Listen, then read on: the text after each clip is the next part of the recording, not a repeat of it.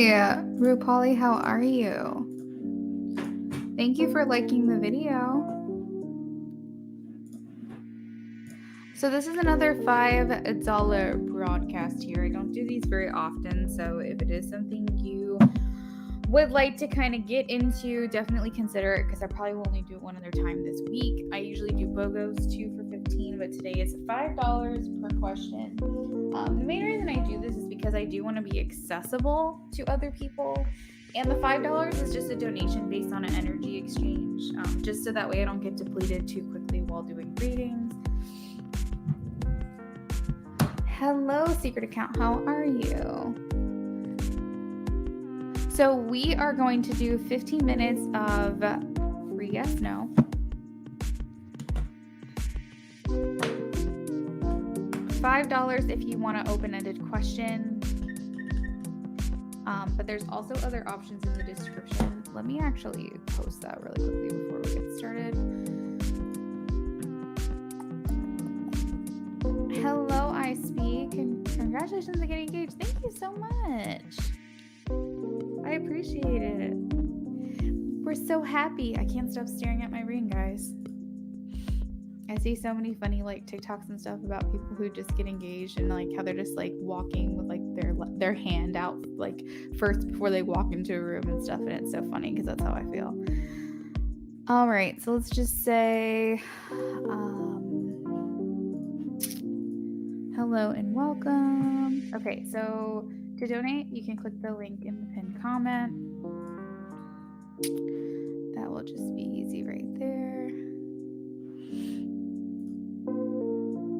And then let's do,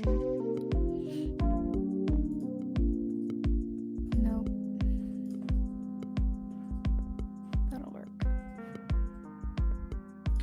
Sorry guys, I'm a little behind. I was doing a video recording earlier before this, so I kind of forgot what I'm doing in life. Just a heads up, you guys will probably start seeing advertisements on my channel.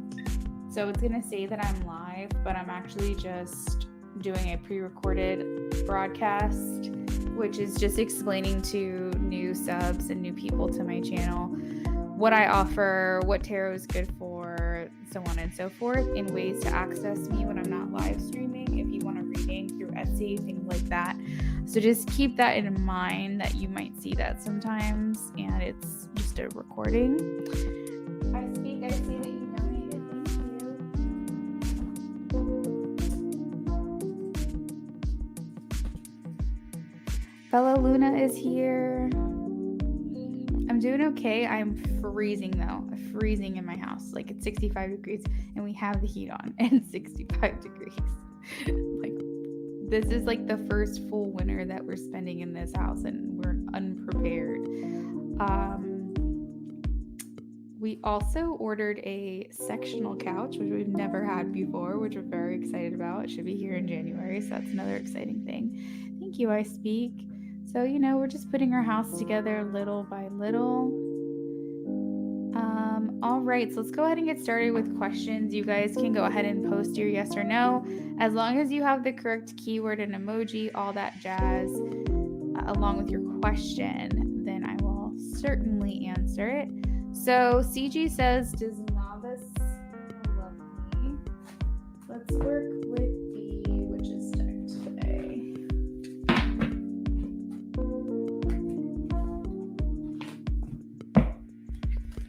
Please show me a yes or a no for CG. Ooh, that's interesting. Something not so good is going on here, CG. I am getting a no right now. Hello, Asia. How are you? Rupali says, well, Babita's lawyer surrender, initiate conversation with my lawyer to do mutual alimony settlement with us. Okay, so guys, remember, I don't do legality questions. I don't answer questions regarding a lawyer, court cases, things like that. But I can address them on a spiritual level, so I can see what spirit has to say. But I do have a disclaimer that to try to refrain from those types of questions when it comes to my channel specifically.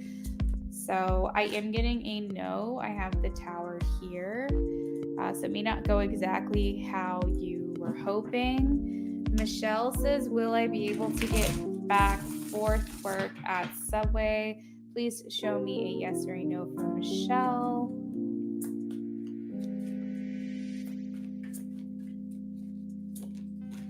Ooh, we got the Tower again. And the Lovers, this is like almost like the exact same thing that RuPaul had. So I feel like it is going to work out in the end, maybe not exactly as you hoped. So that's what I'm going to go with. So that is a no, but I don't think it's going to be a horrible situation. I think there might be ways to work around that. Grids are... Will JR family contact us this month with marriage proposal for me and JR? Please show me a yes or a no for Rids.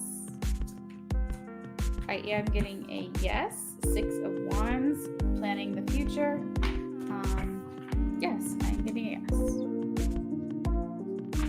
Kevin, do you see me getting laid in 6 months? Okay. Please show me a yes or a no for Kevin. I feel like that's a yes. The 4 of Wands just kind of popped right out of that deck. Did you see that? The Lovers, Knight of Swords, and the 4 of Wands.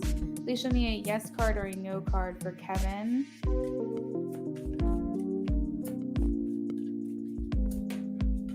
And we have the 6 of Pentacles. So I am getting a yes. Asia, will Ben take my confession well? Please show me a yes or a no for Asia.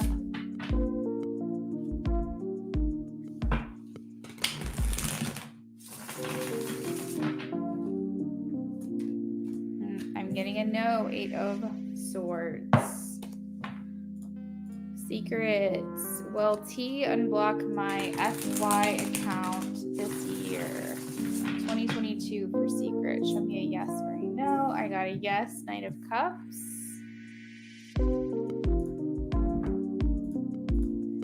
Medea, will I get married to my twin flame or soulmate? Show me a yes or a no for Medea.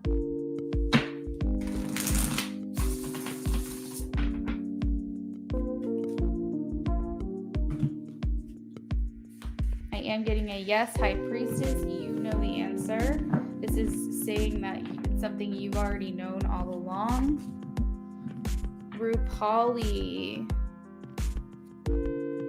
will I get last round interview email from Dogra advisors within this week?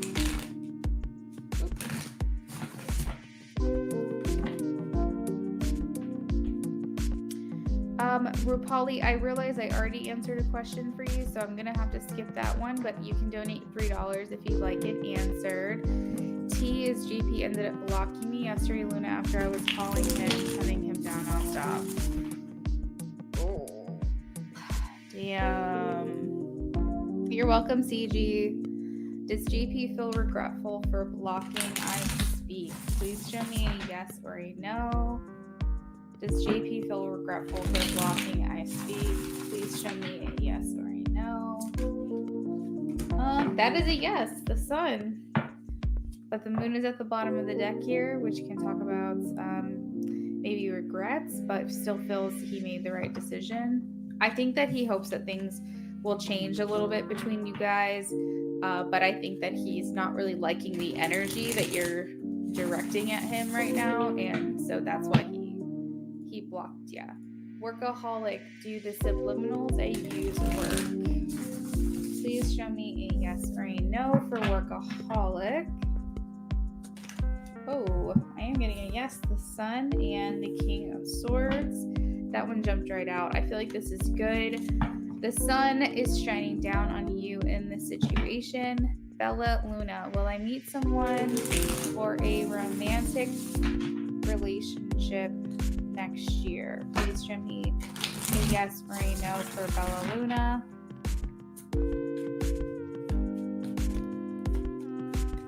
Please show me a yes or a no. Okay, I have King of Pentacles, so that is a yes.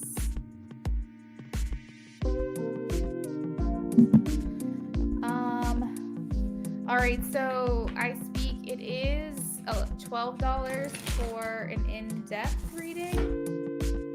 I believe that's what I have listed.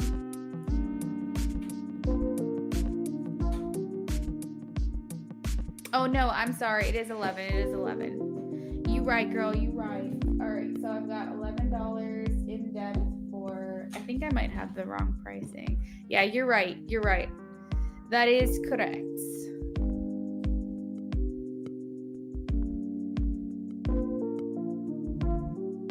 You're right, hun. I'm sorry about that. I thought that I had a lot more that I was offering in this.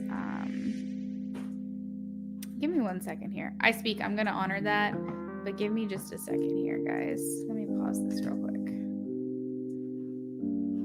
I think I might have used the wrong price list. Interesting.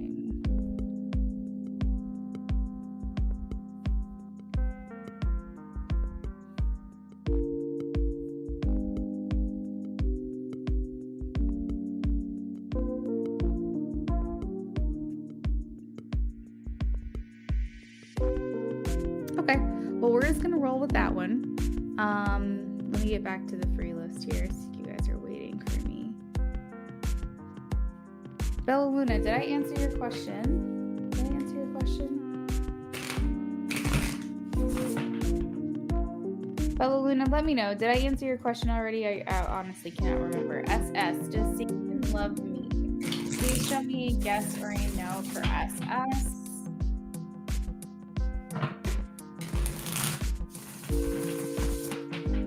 Yes or no for SS.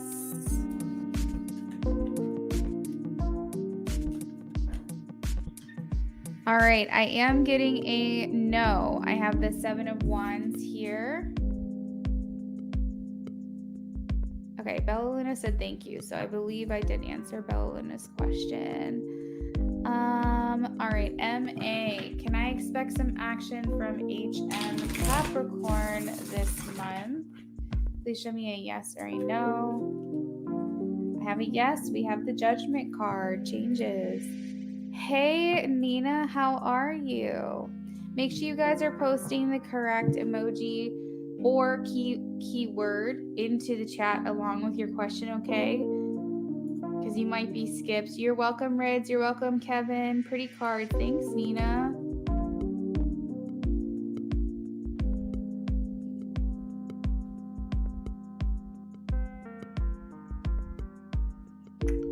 Medea, you're welcome. Nina says 222. Does JT have feelings of love for me? Does JT have feelings of love for Nina? Please show me a yes or a no. Oh no. I'm getting the 3 of Swords. It feels a bit cut off or disconnected right now.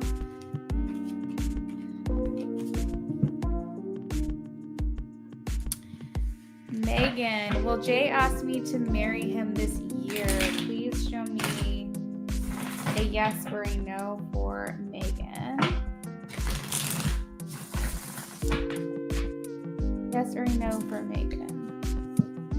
I have a yes. It's going to be in due time. I feel like he's going to get the help from other people, so maybe his own plan. But he might ask for the support or opinions of other people around him when he does this.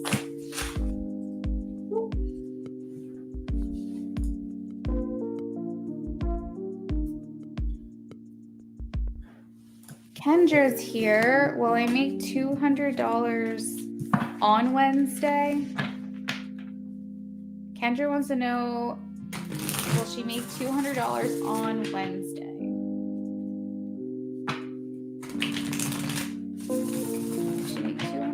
On Wednesday. Please show me a yes or a no for Kendra. Yes or a no for Kendra.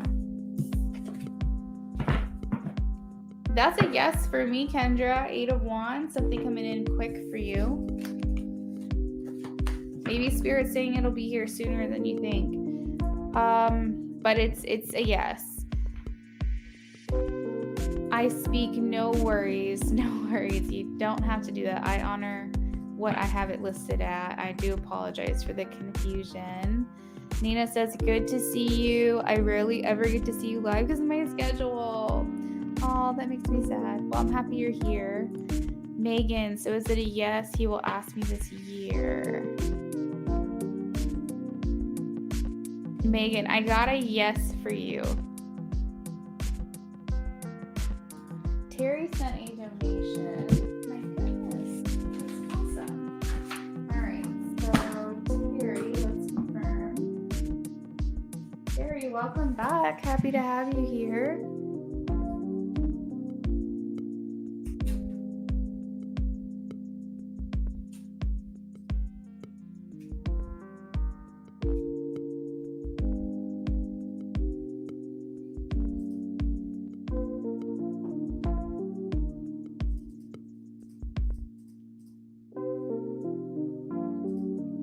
The shuffling is so relaxing. When I can shuffle well, I would agree with you. But when things start getting like that, when things start getting like really like the cards are like chunky like that and they won't like, I don't know. It's not my favorite. I'm like, I love a good shuffle. You're welcome, Kendra. You're welcome, Megan. I love the little black cat on the deck. So cute. Okay, so I speak. You can go ahead and post your question for your in-depth. And then I have Terry donated for a mini.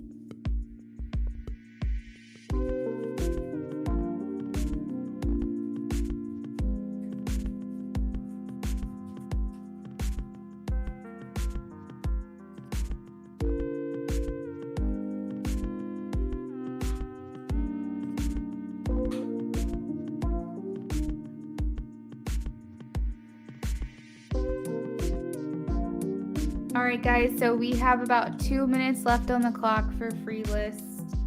If you are new to me today and you haven't had a chance to talk in the chat yet, don't stress. I'll still answer your questions. All new subs to me today will get their question answered for free, but it does have to be a yes or a no.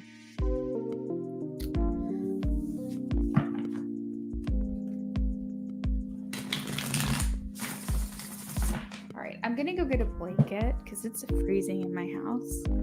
Freezing.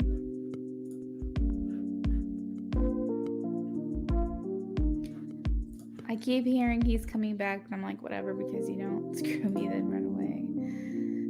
Yeah, I would say, and I'm sorry, guys, I just realized like how loud the sound has been for y'all. So I turned it down. I apologize.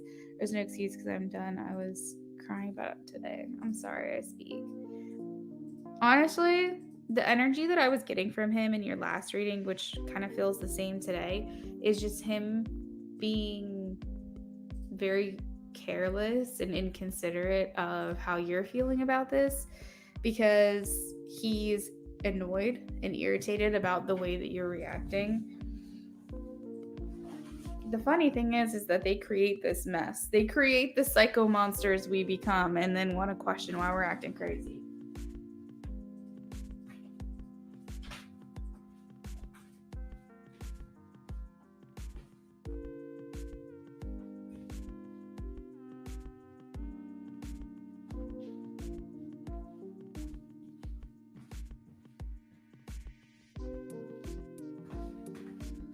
Holy moly, it is cold today.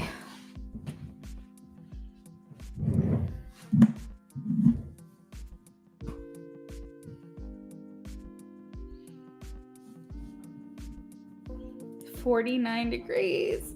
Ugh. It's like 55 in my house, 56, where I'm like, freezing. All right, so let's go ahead and shuffle for yours because this timer is about to go off. He's blocked me, and I sent him an email cursing him out, telling him a bunch of truth. Spirit, can you please tell me, how is JP feeling today about blocking I speak? How is JP feeling today about blocking I speak?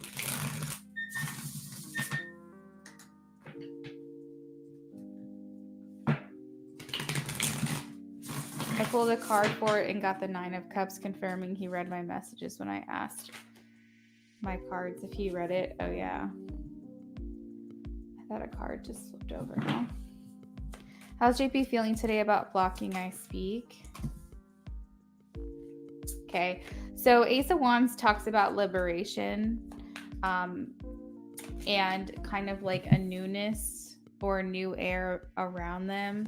I think he was honestly just bored of, not you, but just like the cycles that you guys had been in. I think that it wasn't making him feel fulfilled or happy in any way.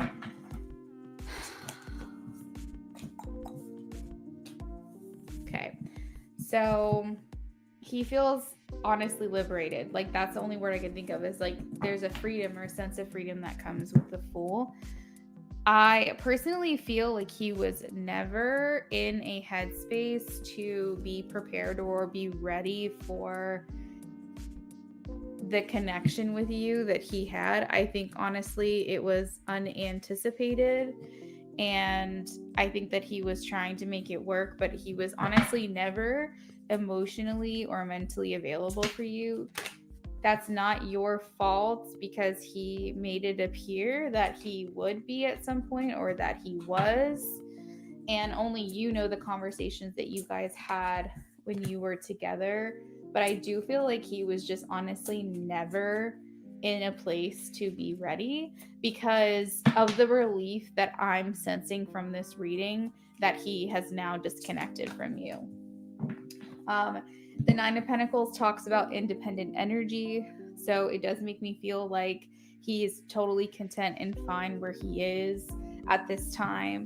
So like I said, there's the Ace of Wands here, which talks about a new feeling, marching to the beat of your own drum, being a free spirit. There's a liberation that comes with the Ace of Wands, and the Fool also means moving forward without any baggage. Not comparing you to baggage when I say that, but in a sense, the like feeling maybe stuck or stagnant that he was feeling in the connection with you, or feeling like it was a lot of weight on him, he does feel relieved of that. That's why I feel like I said he's never really been in a position to make himself available. That's on him though, because I feel like he did lead you on in so many ways. Let me get clarification on a couple of these cards here. Where is my... Oh, yeah.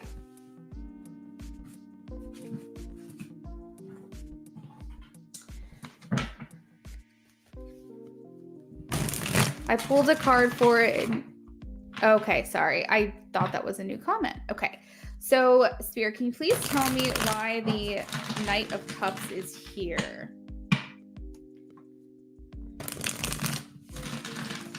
He feels like with the 2 of Pentacles that he never really knew which way was best. I feel like in his own mind, he never really knew which was right. What was the right decision, to pursue you or to pull back? And that's why you constantly felt this in and out energy from him. And instead of a relationship, it felt more like a situationship. And it did very much feel like it was on his terms. And I think that he did struggle with this himself. I think that his own inner knowing was like screaming at him. His inner conscience was screaming at him, because I do remember a couple months ago, he felt a lot of guilt for staying in and maintaining contact with you. Because I think he knew it was very selfish of him to do that. So I think that he had this inner battle with his own conscience about which way to go and what to do. As far as the Knight of Cups, I'm going to clarify, but because it's directly underneath the 4 of Cups, it does make me feel like he was unsatisfied in this romantic connection with you. Not to say that he didn't care about you, not to say that he didn't enjoy the time that he did have with you, but everything outside of that was very unfulfilling for him. So it's almost like he's wanting to just kind of pack it up and move on, move forward. The Death card talks about transitions, moving forward, moving out of the place that you're in now. Everything that he has here is very like forward moving, like looking forward, needing to move forward. He felt like his own freedom was stifled here with the Hangman underneath the Ace of Wands. He felt like he couldn't just do whatever it is he wanted to do, and that made him feel suffocated in some way. Why is the Seven of Pentacles here, please? More new energy, more the Fool, moving forward, like starting a new journey, starting a new, I guess, life. Kelly, I got your donation for the in-depth. Thank you.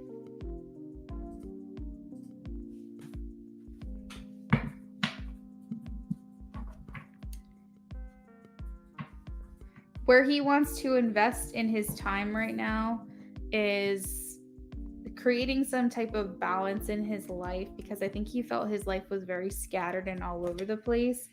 And the Fool is here talking about how he wants to invest in just moving forward. To be completely honest, I think whatever transpired between our last reading together and today, what was going on between you guys, whether you communicated or he didn't communicate and you like called him or texted him or whatever that happened was almost like it solidified for him what he needs to do.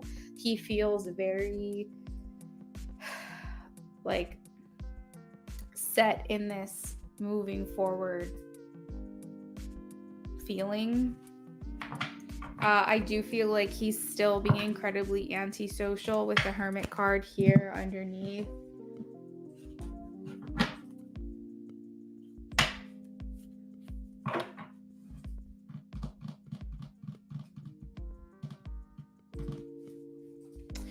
I do want to know if he plans at this time to communicate with you at all. So let's see what he has to say.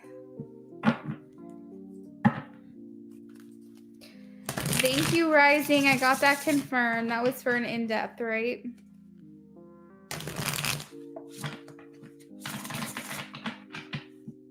Spirit, can you please show us a yes or a no card? We'll confirm with the rods.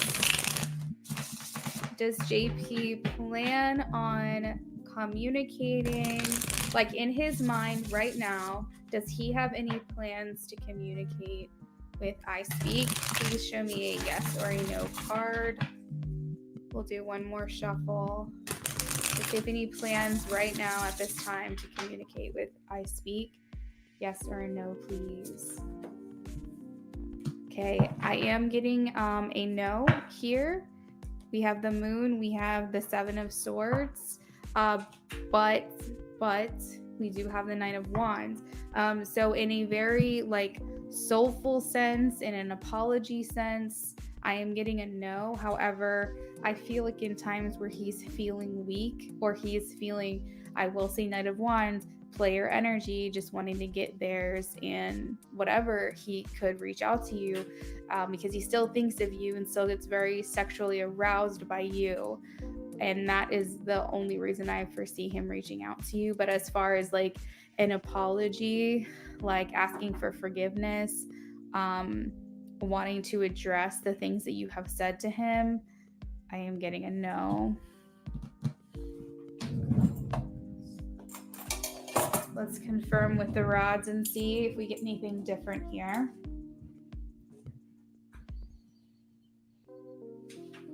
Spirit, can you please advise, does JP have any current plans to communicate with I Speak? I am getting an immediate no.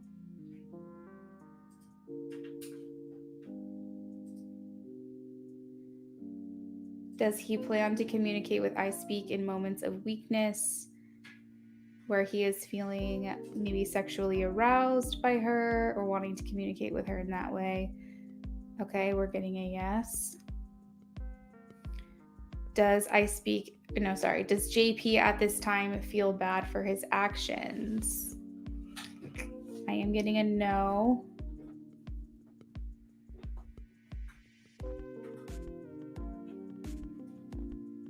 Has anything that I Speak said to him in the recent days made an impact on him whatsoever? Has anything that I Speak said made an impact on JP? Okay, there are some things that you said that resonates with him and has made an impact on him.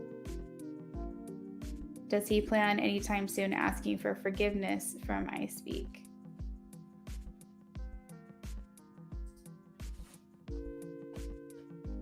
All right, that's a maybe, I Speak. Let's think, what else would you want to know? Okay, that might have made an impact on him. Telling him you hate him. Is JP's feelings hurt at all by what I Speak has said? Yes.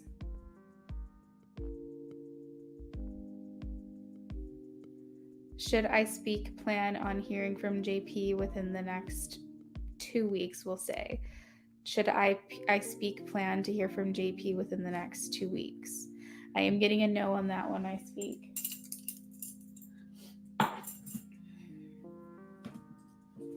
Oh, did he read your email? Let's see. We'll make that the last question. Oh, okay. Let's reset the rods, please.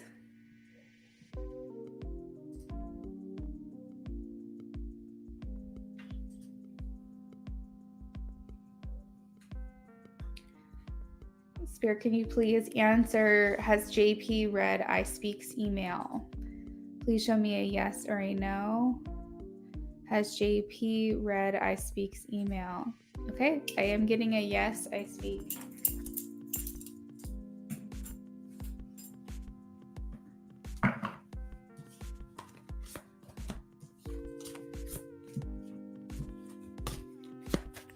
Sam. I don't know what to make of all that, girl. I know it doesn't feel great, but hopefully you're more in the place of like being frustrated and not hurt. Me either. Terry, you can go ahead and post your question, girl. Thank you. It definitely would feel that way, I Speak. Like,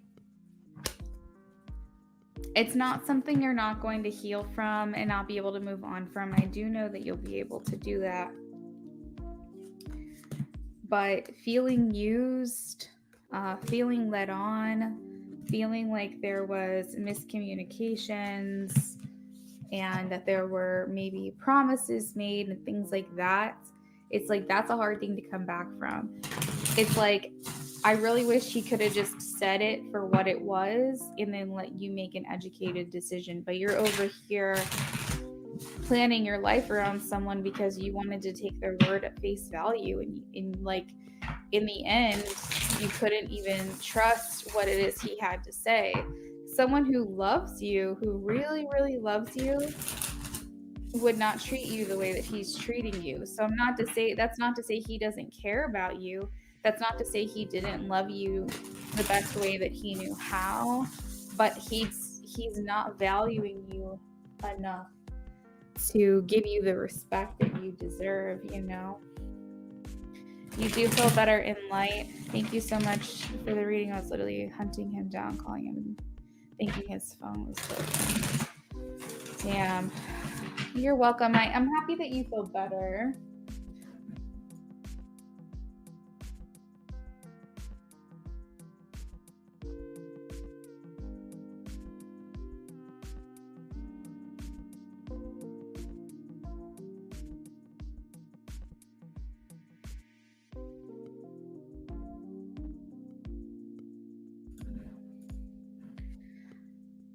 Until he blocked me when I sent him a text, and then you realized that you guys, I Speak, remind me or not, are you guys friends on, you're not friends on Instagram, are you?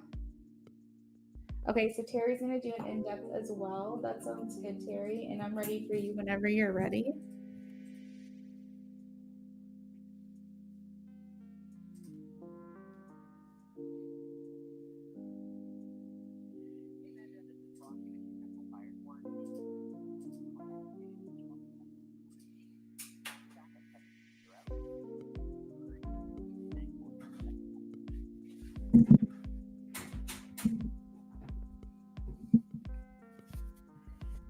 I blocked him on Instagram and phone number. Good for you. Good for you.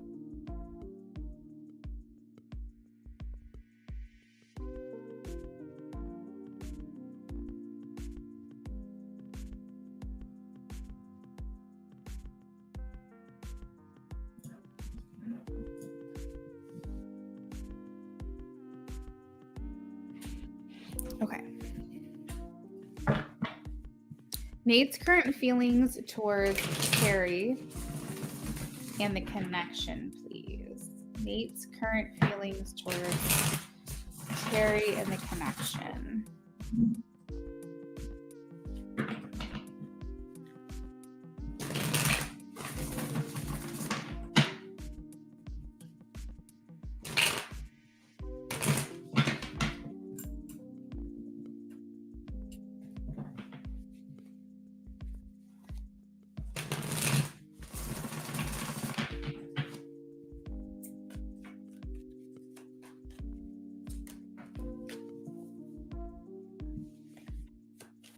Pinky Senpai, thank you for subscribing to my channel.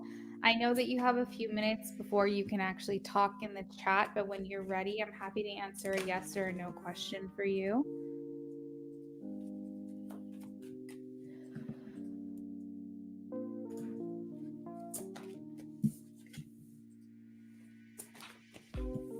Okay, Terry, I am sensing a little bit of nervousness when he is around you or thinks about you. It's something about, it's not quite intimidating, I would say, but it's definitely like this nervousness within him. We'll put these together and then we have these two here. Okay, so I'm kind of getting like this message where like he wanted to do something and then he stopped himself due to nerves, and he's like, oh my god, like why didn't I do that? Or like if he had said something to you, do you know, imagine like, you know, like in a Disney movie or something where a girl was like with her crush and like she said something really kind of weird, and then she's like, okay, bye. And then she's like, oh, and she rolls her eyes and like puts, you know, face palms and is like, oh my God, what did I just say? Like, it's almost like one of those things where he's just like thinking about maybe an interaction that he either regrets not making a move, or he said something that he's like embarrassed about. And now he's like, keeps like replaying it over and over in his mind. It's definitely a feeling of like, regret. It's not like a heartbreaking regret, but it definitely is kind of like, oh, like I want the next impression I make on this person to be better or something. It's like that's what it feels like to me. There are feelings of sexual arousal when it comes to you, so there is an attraction here. I feel like maybe he's putting himself in circumstances where he's trying to make sure that he is around you more, or he notices that you're putting yourself in situations to be around him. I'm not exactly sure what this is, but it feels like you guys are trying to make things happen through your own will and desire and feelings for one another. And maybe things aren't moving as quickly as you want, but I feel like there is a change coming in that department. So maybe things will start to kind of build a little bit, maybe catch on to some momentum. Yeah, so the judgment card is here. This talks about making a judgment call. So that in conjunction with the thing that I was feeling about, like maybe feeling like they made the wrong move, said the wrong thing, or didn't take action on something that they wanted to. Regardless, there is some kind of regret that they hope they can rewrite. And then we also have the 10 of Cups, which is feeling happy with you or around you, or you bring them joy, or the connection brings them joy. The 10 of Cups also talks about harmony and alignment. I love the 10 of Cups because no matter what we're feeling in the reading, the 10 of Cups a lot of times can, when you're asking how someone's feeling, it's like no matter what's going on in my life, that's a bright spot. Like Terry is a bright spot for me. So there is some type of laughter, happiness, silver lining, or positivities in some way that you bring to Nate's life.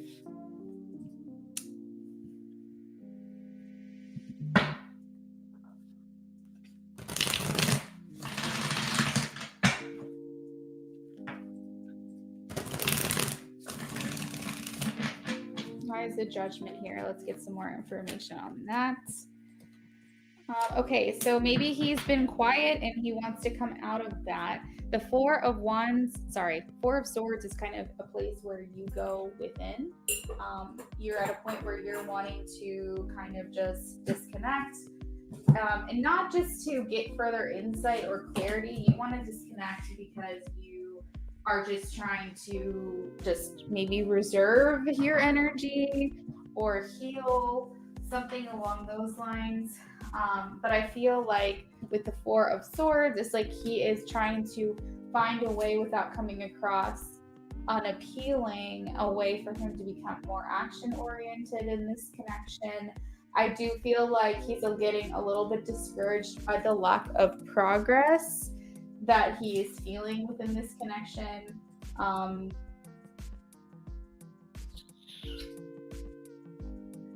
Yeah, there's a sense of restlessness there. With the Nine of Swords and the Four of Swords, there is like a restless feeling. Just like, overthinking, maybe a lot of overthinking. What's going to change quickly in their connection? Eight of Wands. What is going to change quickly? Ooh, okay, growth. So I was right about the momentum. So things are going to start moving along a little bit more seamlessly, maybe a little bit easier for you guys. Why is the Eight of Wands here? Ooh, the Lovers. Ooh, the Two of Cups.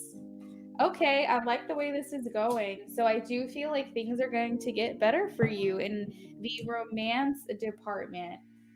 The Two of Cups, the Lovers, this is talking about feeling a deep connection with one another. And maybe you guys are going to be able to take more action on that here soon. You said you see him Saturday. Is this like a date, or is this just like, you're going to see this person?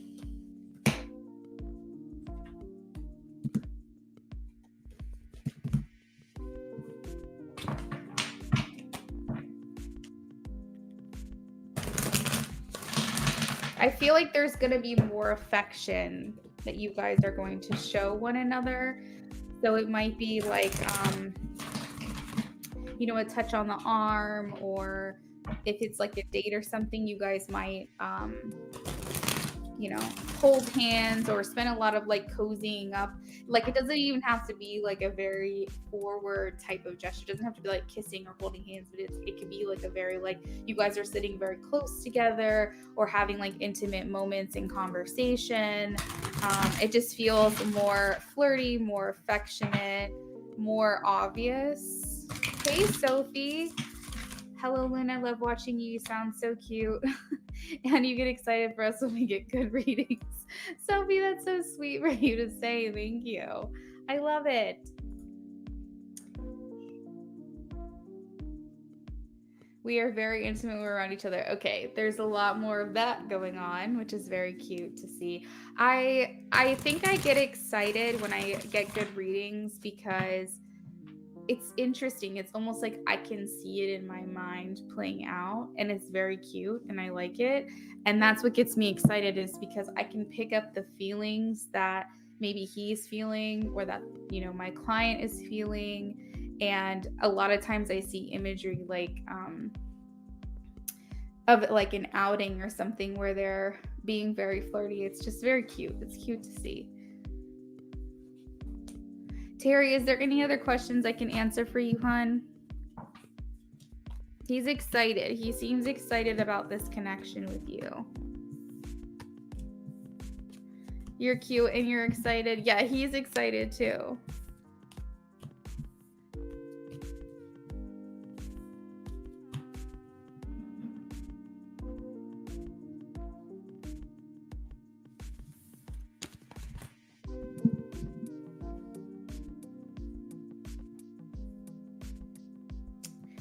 Rising Storm, whenever you're ready, you can go ahead and post.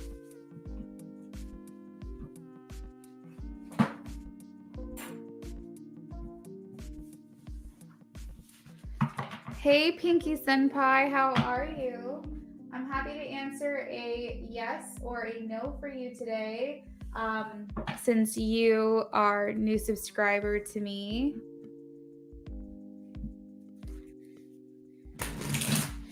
Terry, unless you had any other questions as far as like how he's feeling or anything like that that you wanted me to tap into, I'm going to go ahead and close down your reading, okay? Eliana is here. Hello. How are you?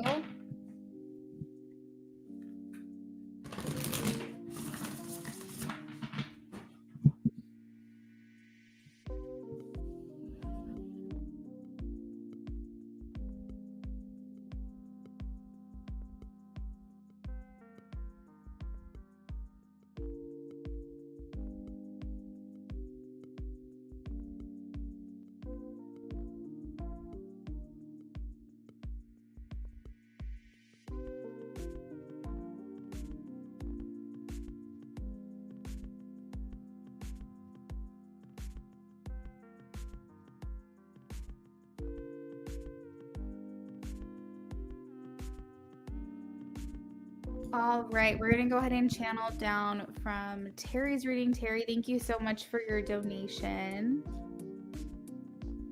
Glam says, I'm doing better. Friday and Saturday were rough. Well, I'm happy to hear you're doing better today. I am sorry.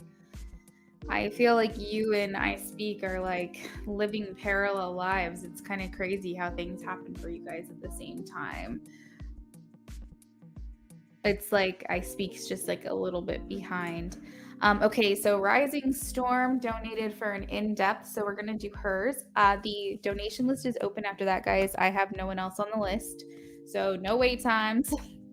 If you want to know what I'm offering today as far as pricing, you can check the description, and then the link in the pinned comment will bring you to my donation like checkout process. Cash App, Venmo, or PayPal.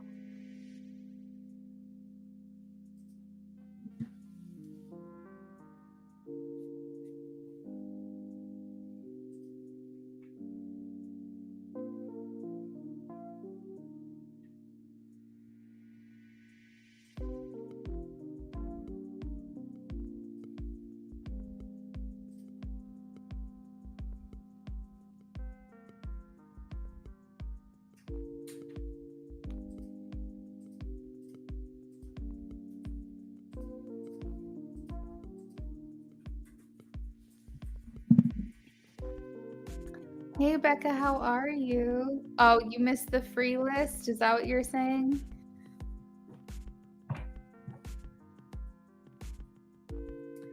Pinky Senpai, if you have a yes or a no formatted question you would like me to answer for you for free, just go ahead and post it in the chat.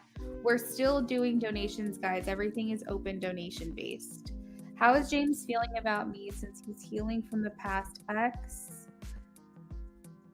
He's been MIA for mostly the month of November. I have not crossed paths with him. Rising Storm and James, please.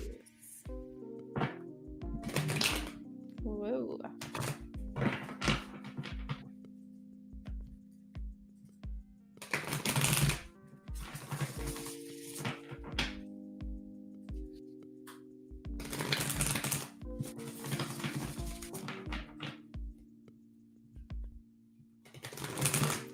I love how we have this little community in the chat. It's like everybody knows each other. And it's like this secret world that like no one really talks about outside of YouTube, you know? Like you go to work every day and stuff like that, but it's like it's almost like you know these people for real in the chat. And no one knows. Like it's like this secret life, of communication and friendship. It's fun. All right, so Spirit, we're tapping into Rising and James. We're wanting to know how James is feeling about Rising since healing from the past.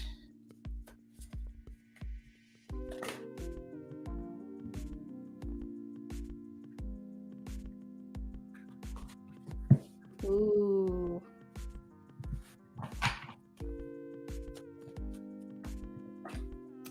Okay, Pinky, I've got it. Just wait until after this reading and I will get that question answered for you.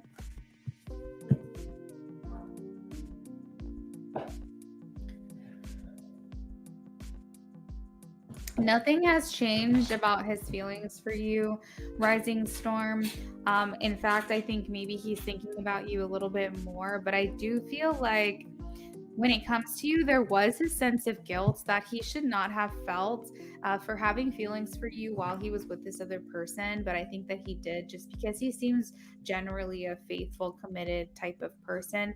But I don't think that he realized that this person wasn't being faithful to him or completely honest and open with him. But regardless, now that he feels vindicated from this connection, this other connection, and he's healing from it, he still has to work through those feelings of guilt that he had for you during the time that he was with someone else. So he does feel burdened by that a bit. I feel like it is coming to an end, though. He's trying to transmute that shame around those feelings into something more positive and try to work through those feelings and associate those with maybe reasons that he felt those things and reasons that he wasn't feeling fulfilled in other areas. Because I feel like he is the type of person that wants to work on something until he's blue in the face, until he can say without a doubt, I did everything I could for this connection, because he does seem fairly loyal. He's like, I feel like loyalty is a big thing for him. It's not even just faithfulness and commitment. Like, he's a loyal friend as well. So in some ways he is trying to work through this. He is just feeling a bit of like, I've got to navigate through this feeling. You know what I'm saying? Like, I don't know. But the Hermit card is here saying that he is trying to maybe transmute this feeling into something positive. The Hermit is like, actually, to be completely honest with you, I am not surprised that you haven't seen him, because I feel like he's being very reclusive. He's like, with the Hermit in the center of this reading, he's like hermiting for sure. I think that there's also emotions that he's feeling outside of you, because when you find out that someone is not being honest with you, that's hard. But then when you find out that you've also created a relationship or a dynamic in association with this child, and now realizing that maybe it's not what you thought it was, or everything was not as it seems, he's also has to work through those emotions as well, because that's not easy for him either. So he does feel a sense of relief disassociating himself from this ex relationship, but at the same time there are feelings of grief that he's going through, because now things, like I said, were not as they appeared. He is thinking about you quite a bit through this process. I do feel like he has plans to communicate that with you.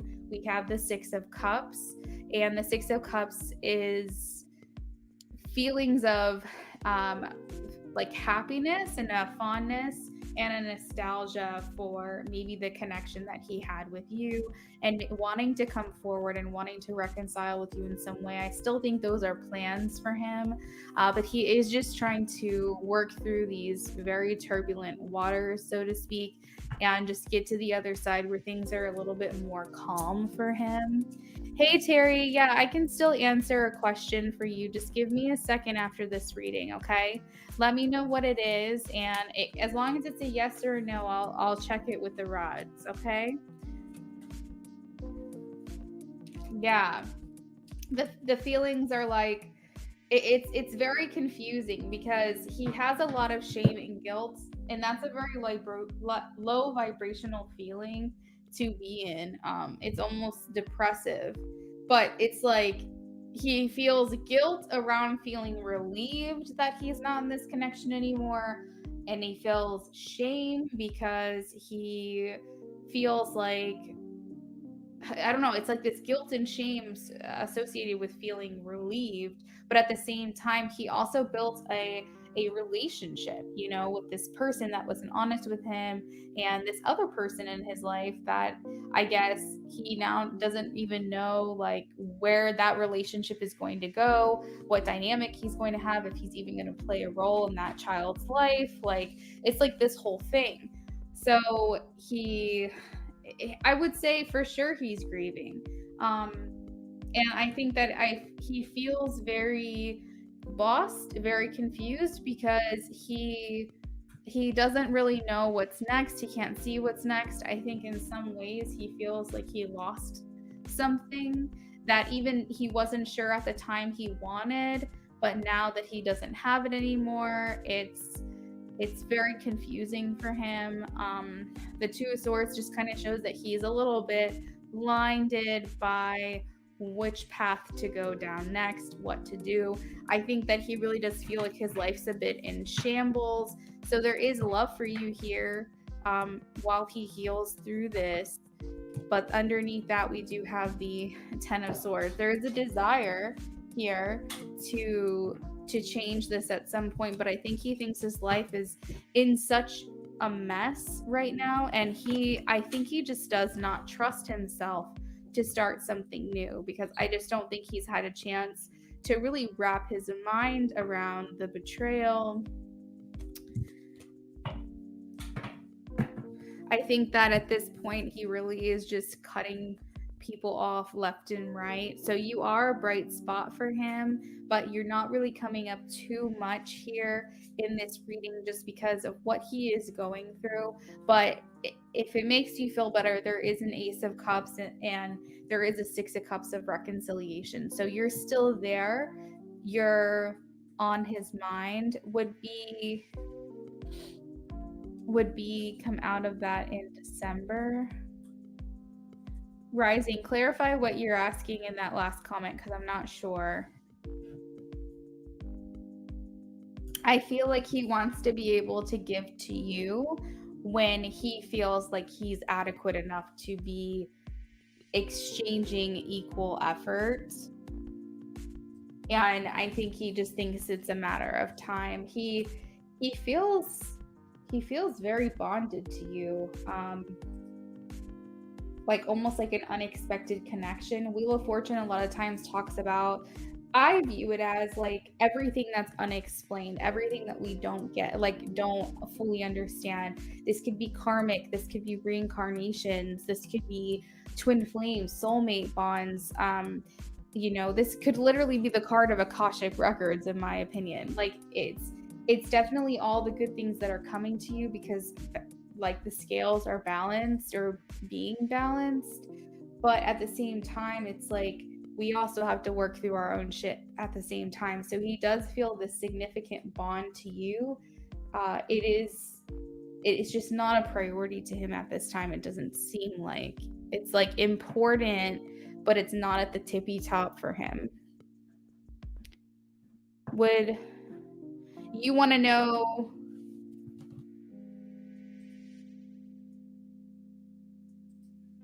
I'm still so confused. Am I dumb? Do I have my full chat going right now? Let's see, live chat.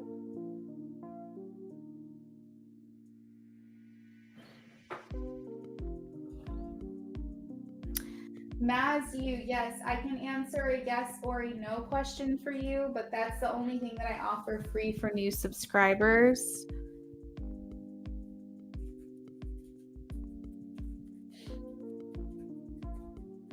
Oh, you're saying would he come out of that? I'm sorry, because I was reading would be come out of that and I was confused. So you want to know, would he come out of this feeling, like this hermiting mode in December? So let's see.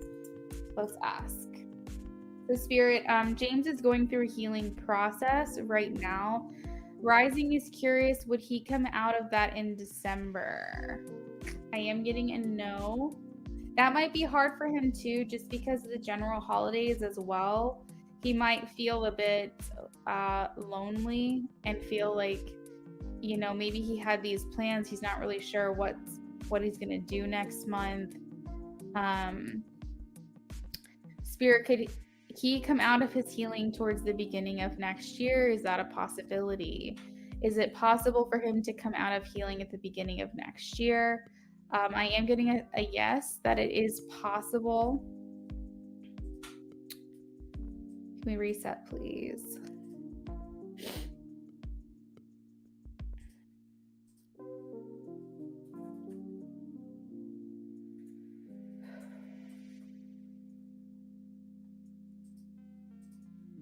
No, Rising, I don't think he's necessarily been crying.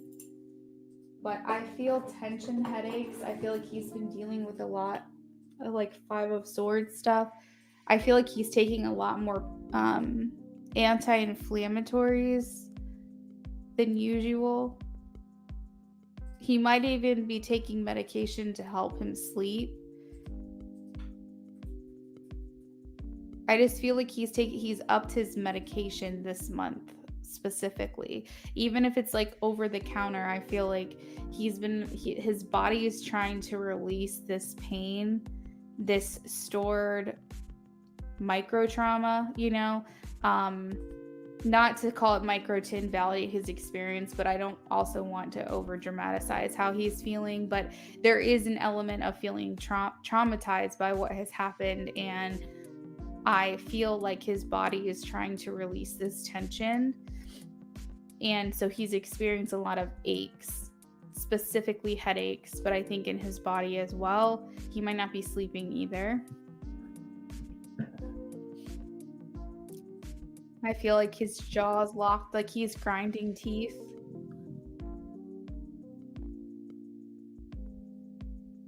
Terry, go ahead and let me know what your question is, okay?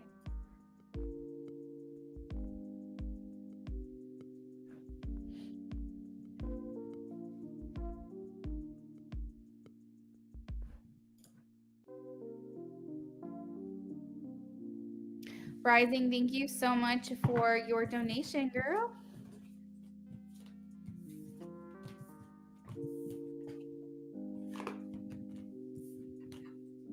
You know what I think would be good, Rising, and maybe this is out of your element, so only lead with your intuition, but I feel like he could use some care in some way. So, if you got a meal or something for him, or you dropped off like a basket of muffins, or I don't know, something to just be like caretaking, because I really do feel he's going through a grieving process right now, and he may not even realize that's what it is, but I feel like he feels like he has lost something, either lost a life that he was preparing for, lost a relationship that he feels betrayed in, lost a relationship with this child. I don't know what it is, but he feels like he's in mourning, in some capacity. So just a thought, just some kind gesture for him during this time. I don't know, like you could even say something like, I don't know, I just had a feeling that like you might need some cheering up, so here's whatever. If that feels like if that aligns with you and you feel comfortable doing that, because I just feel like he could use a kind thought right now.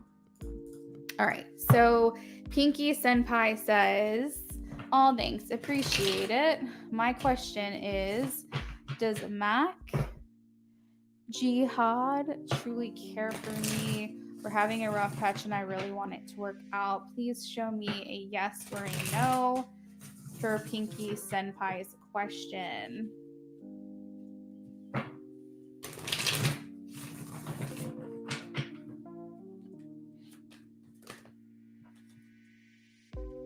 Ooh, I am getting a yes, Temperance. This also talks about balance as well.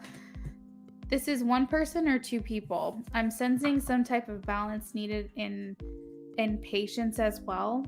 The Temperance card talks about not following your temptations or your spontaneous impulses. It's about doing things a little bit more thoughtfully.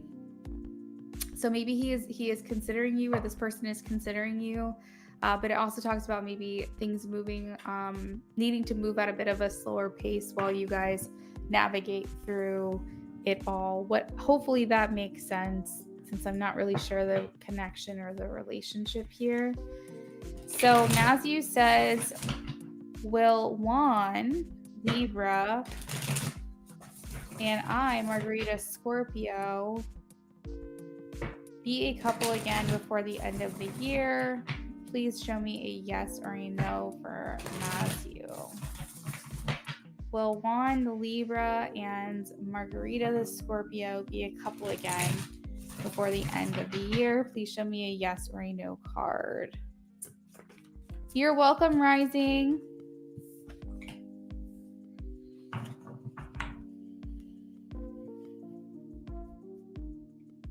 Okay, so all three of these cards tell me yes. All three of these cards tell me that something is going to develop here for you. The Wheel of Fortune talks about balancing karma, good luck being on your side, the good things you're putting out there are coming back to you. I'm not necessarily seeing justice, like justice for your connection with one another, but I feel like there is some element of you guys taking things to the next step. I'm slightly, I would say 10% hesitant to say it's a official commitment, like an actual relationship, but I do feel mostly with everything in my body that this is going to level up in some way. So let's just say, for example, you guys are talking every day, but you haven't like reconciled a sexual connection. Okay, let's just say you guys are looking to take it to the next level in that regard. That will happen before the end of the year. Or maybe you feel like you're looking for somewhat more of a commitment or a promise in the future. Like for whatever reason, it feels like this connection does level up. You do take it to the next level here before the end of the year. I just am not 100% confident saying it's a official relationship. I only say that because I have the Three of Cups here, and while this talks about celebrations and being really happy and having something to celebrate, it almost feels like there's a third element to this connection. So a lot of times that can talk about third party. So that could be either you're romantically involved with someone else or he is. But if that's not the case, it could be that there's another person in his ear or in yours that's preventing the dynamic of the relationship to move forward within the time frame that you've listed in your question. So it could just be that, you know, this is a mother. Let's just say he's responsible for his parents and he needs to make that a priority right now. Or, you know, a younger sibling, or maybe even this is a friend who's kind of trying to talk him out of connecting with you. Whatever it is, or it could be a child. Like I said, there's just a third element here in this connection. And while overall this is very positive, it almost seems like you can't be the only priority in his life right now. And so that's why I'm a little bit hesitant to say officially yes, but I hope that did, you know, benefit you in some way by me answering the question. Thank you for your question and your time.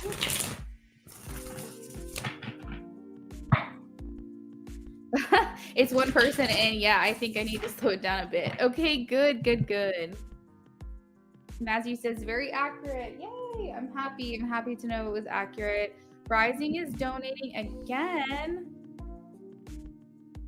Thank you guys for being here. It was a pleasure doing the reading for you.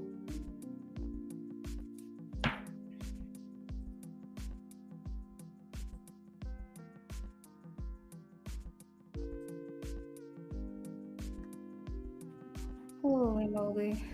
Is anybody else freezing where they are? It's like so damn cold in this house. Can't feel my toes. Okay, so Kelly donated for another in-depth. Kelly, whenever you're ready, you actually are next. So I'm ready for you.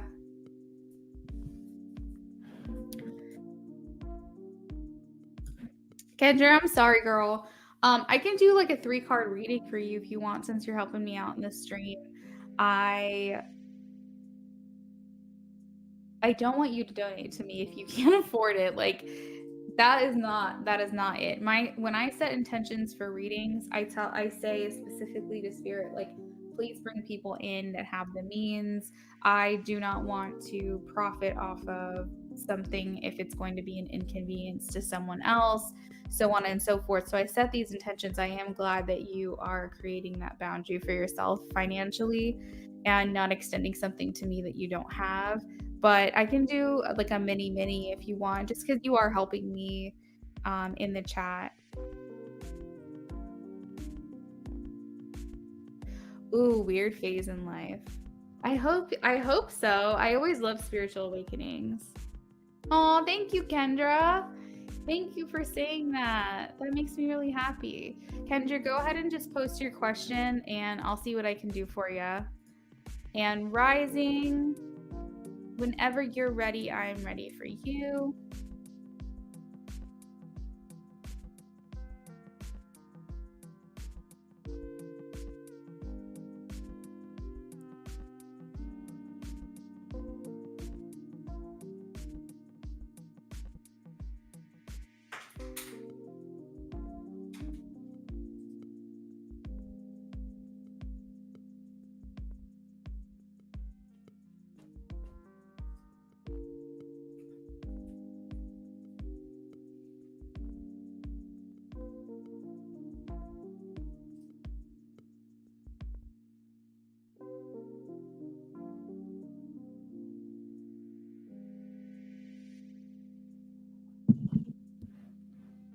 Eliana, yes, ma'am. Spiritual awakenings are not fun. No, they are not. But maybe while you're going through it, but oh my gosh, they're amazing once you come out the other side.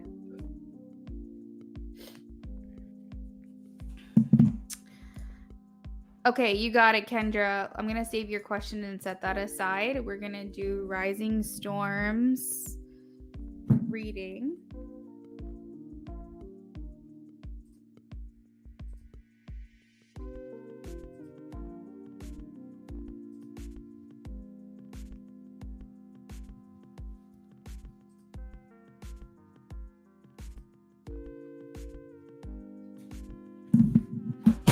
Whoa, sorry guys if that was loud. That was my phone. Okay, dropping this thing all the time. Well, James and me get close to each other by the end of the year. Let's take a look. Well, James and Rising Storm. Will James and Rising Storm get close to each other by the end of this year, 2022? Will James and Rising Storm get close to each other by the end of this year, 2022?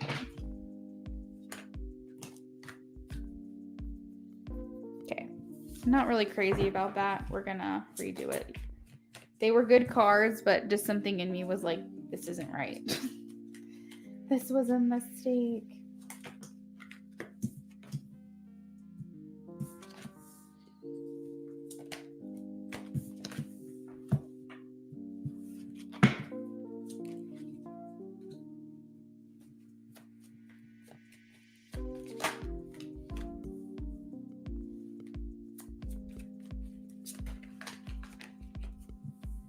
Ooh, okay, so the world came out again.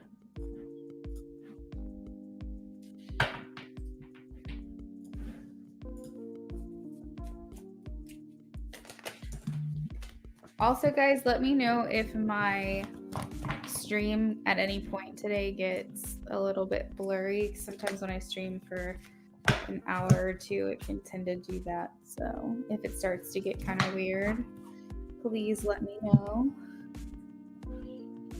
Okay, so I'm still picking up kind of like a maybe it'll tip into the beginning of next year kind of thing. The Pentacles for me could be like 3 months. I'm going off of this card with timing. But I do think it's very much a possibility starting at the end of December. It just seems like it's leaning more into like the beginning of next year, I will say. So specifically to answer your question, as far as that specific timing, I am getting a no, but I want to be very clear. It could literally be like no on December 31st, but yes on January 1st. Like, I just think that the timing is a little bit off. I think that it's maybe going to start and feel a little bit better at the beginning of next year. Quite frankly, it could start at the end of December and work its way into like February. But I feel like there are going to be changes for you here just around the corner when it comes to the dynamic of your relationship with James. What I love to see is the Ace of Cups and the Ten of Cups, because when I say that to people, I always feel like there's this bright spot that you guys are having for one another, specifically you for him. So he is looking at you as a place of safety, comfort, and joy. And when the 10 of Cups is here, it really doesn't matter to me what the other cards say, really. It just matters what that the essence of that card exudes. And to me, that's just a feeling very aligned, very happy. That when they think of you, it's not drama, it's not negativity, it's just a very positive feeling that this person feels for you. And the reason I'm bringing this up is because he wants more of that. Like he knows that that's what you do for him, and he wants to be around that more.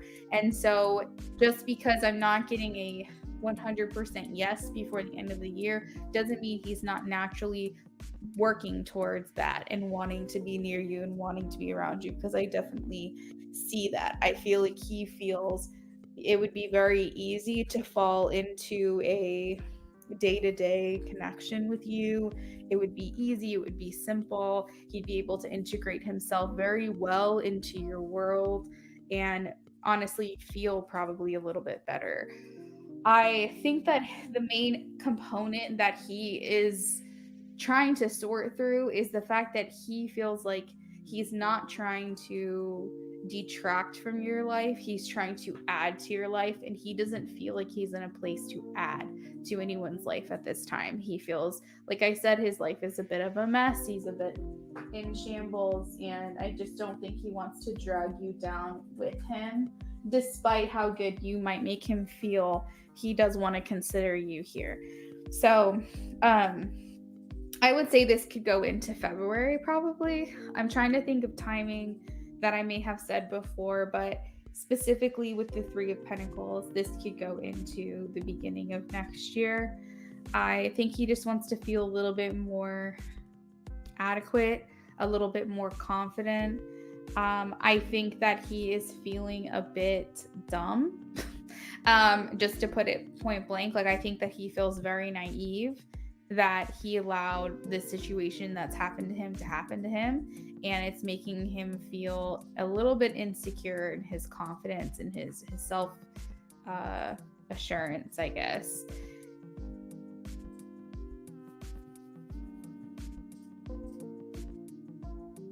But I feel like he wants to lean into that with you. Like he does want to lean into being able to be vulnerable, feel safe, feel happy. I don't know how much you guys have connected already, but what you did bring to the table is something that he wants more of. So I see him wanting to like lean into that and move on into that. And I think that honestly, he probably already has plans in his mind to get closer to you. He does stop himself due to his insecurities and also him not wanting to bring you down to the level of feeling that he's in, because like I said, very low vibrational. He's in a feeling somewhat that he's trying to work through when it comes to shame and guilt. Those are probably like the two lowest vibrations on a scale, on a frequency scale, and so he's not feeling the best of himself. The Four of Pentacles is telling me he's keeping things a bit bottled up. He's keeping things away from you. He's locking his doors, chaining them up. That can speak a little bit to the hermit mode interpretation I got from the last reading, is that he's just trying to keep his distance at this time. Is there anything else I can answer for you when it comes to this situation?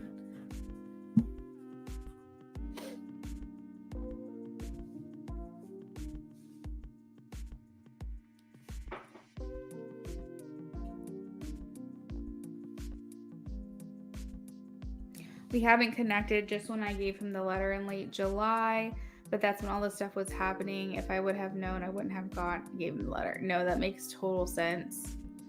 That makes total sense.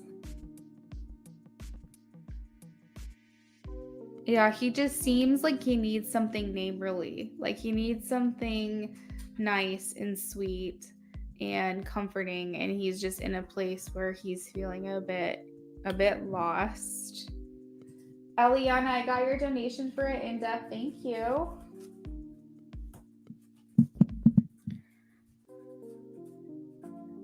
So I wouldn't see him like crossing paths. Until February. Okay. Okay. Yeah, I would definitely trust your intuition on that. I feel hesitant in saying it's going to happen before the end of the year, so if you were to agree with me, then I think we just need to rely on that timeline.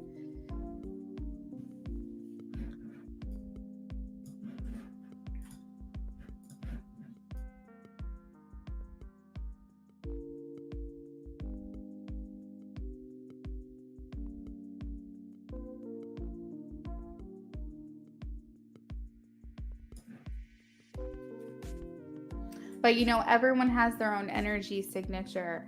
And so even if you feel like you guys haven't been able to interact as much, you still give off a certain frequency, right? Everyone has their own energy signature, which is why when I do readings, I can sense the type of person that they are in their heart.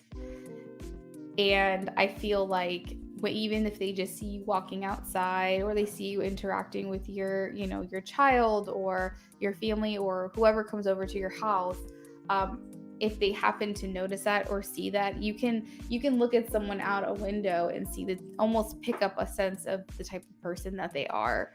And so he's getting that, he's pulling that from what he has seen of you.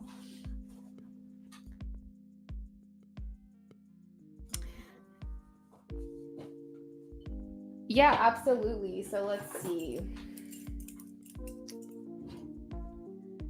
Okay, Spirit. So we're talking about Rising Storm and James. They are neighbors.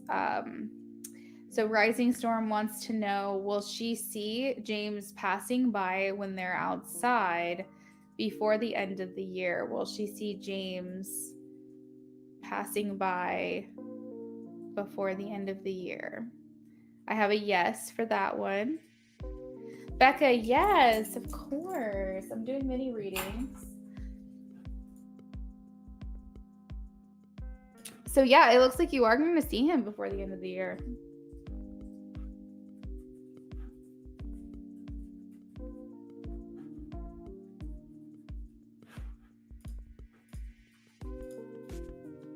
You're very welcome, Rising Storm. Thank you for your donation with me. I love that you come back to me. It's an honor. It's an honor doing readings for you. All right, so Kendra's going to do a mini read. So Kendra is my moderator on here, guys. She's here every once in a while. If you have questions, you can always ask her. But I'm going to do a mini reading for her because she helps me and she donates all the time. I feel silly that I keep asking about it. Don't feel silly. I feel like a lot of times, we need that assurance. If we're not getting it, it's just nice to know.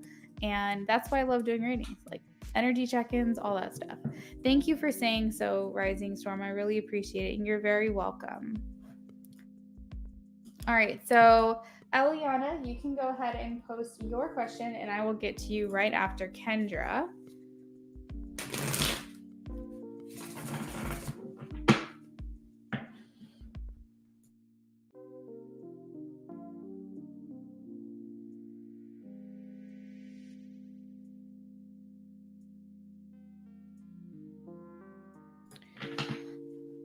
All right. Kendra saying, Spirit, do you have any general messages? Spirit guides, ascended masters, ancestors of Kendra, do you have any general messages for Kendra? Anything that you would like to say? I call you in, please. All guides, ascended masters, and ancestors of the highest light, the highest truth, and the highest love. Kendra would like a general reading. Okay. Ooh. Let's pull one more. Oh my gosh. Kendra. Okay, so you want confirmation that you're going through a spiritual awakening? 100%. Everything you're putting out is giving such ego death like feelings, or some kind of, I don't know. It could be a mini ego death. I don't know what this is, but it's definitely a spiritual enlightenment. And I think that you're feeling confused. I think that you're feeling lost. I think that you're feeling like, I want to trust what's going to happen, but I don't really know what's going to happen. I feel a bit blinded. I feel like I'm swinging. I don't know if I'm hitting it. I don't know if I'm doing it right. So like everyone goes through everyone goes through an ego death in life as they work towards their higher self. They're working on shadow work, they're shedding, they're letting go. I think that everyone has a different opinion on dark night of the soul, aka ego deaths, that you just go through one big one and then that's it, and everything after that is shadow work. And I feel like I relate to that to a certain extent, but I also feel like I call them mini ego deaths because I do feel like people continue to go through this de-shedding. Yes, there's probably one pivotal moment that you go through that changes your whole perspective and makes you more open to working towards your higher self. But I do feel like there's also like little ones on the way that lead up to it and little ones after that where you're just continuing to do this self-development, where you're continuing to do this work. Becca, thank you for the donation. I'll confirm that one in just a second. And so I feel like that's kind of where you're going, and Spirit is saying like you're swinging, you're gonna hit this, you're going to get it, I promise you, but I just feel like you can't see it right now. The Seven of Cups this is like the energy of the spiritual awakening, because you're working towards you're trying to figure out what is holding you back, what is giving you this feeling of like things aren't working out.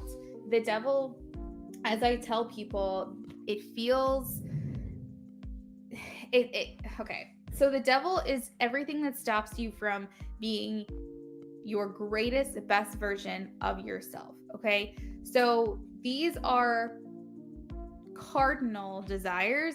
These are very human traits to be attracted to. So for example, the devil can talk about not doing your shadow work. It can talk about having addiction. It can talk about having maybe a attachment or codependency on a specific way of thinking or a specific person. It could be everything that you're doing to distract yourself from actually facing what you need to face and work on what you need to work on. It can be bad habits like procrastination. It could be overeating. It could be maybe negative thought patterns where you're talking badly about yourself, or you're thinking bad thoughts about yourself or about other people. I mean, it's like an energetic detox that needs to happen. And so Spirit might be putting like all these things in front of you to say like, this is what I need to do. Because Kendra, I do feel like to a certain extent, hey Haitian, yes, you can still donate. Absolutely. I feel like to a certain extent, Kendra, you understand everything I tell you. Like you get it, and it's almost like you have the tools, but you don't have the directions. And it's like, that's what Spirit is trying to communicate with you, is to take the knowledge that you have, take the tools, your screwdriver, your hammer, your drill, whatever, because you got those tools, but maybe let's actually give you a playbook now. Let's give you some instructions on how to do that. And I feel like that's what it is. It's like you comprehend the affirmations, you comprehend the positive thinking, you comprehend manifestations, you comprehend all of these things. Like you understand it, but you haven't been able to utilize it in a way that actually will work for you. And so I feel like through this spiritual awakening, it's like, oh my God, the light's going to turn on. It's all going to make a lot of sense, but it's not fully registering right now all the things I say to you because you haven't gone through this process yet. But even just coming in and being like, yeah, I definitely get all that stuff. Like, I understand it. You understand it. Yes, you get it. It's just a matter of finding ways to apply it to your life that's beneficial for you. But I can already see changes. Hey, Liz, I can already see changes because just coming in here and being grateful and coming in here, and you always are, Kendra, like you're always like, thanks for the reading, but just to be like, your readings really help me. Like, I really appreciate you. And I feel like I am finally acknowledging that I am going through this spiritual awakening. I almost feel like, Kendra, you're looking at it as beneficial for you. Like, maybe it sucked. Maybe you went through the period of time where you're just like, man, this is just so shit. Like, I'm just so frustrated. But you refuse to dwell in that place.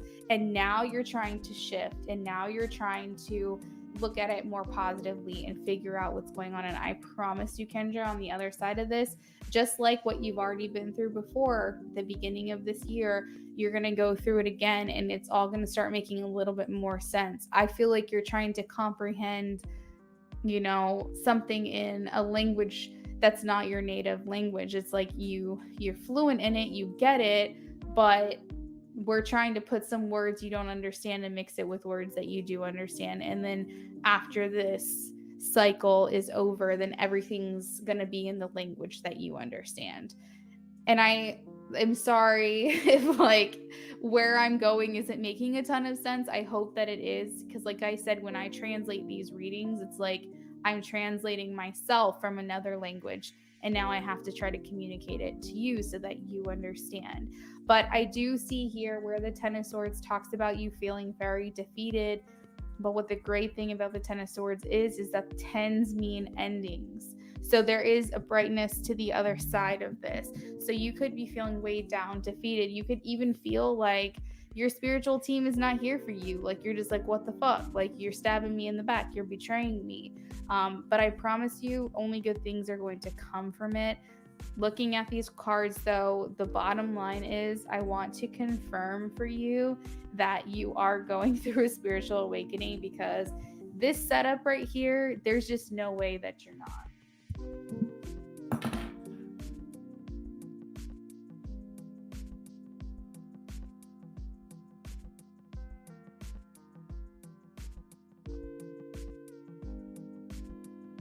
I love the Kendra that I just saw your comment. You're like, oh, okay, so this is why I feel like crap.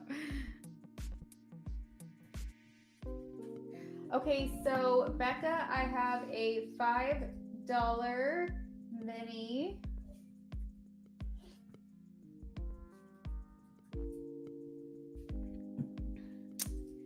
Liz, I have a $5 mini.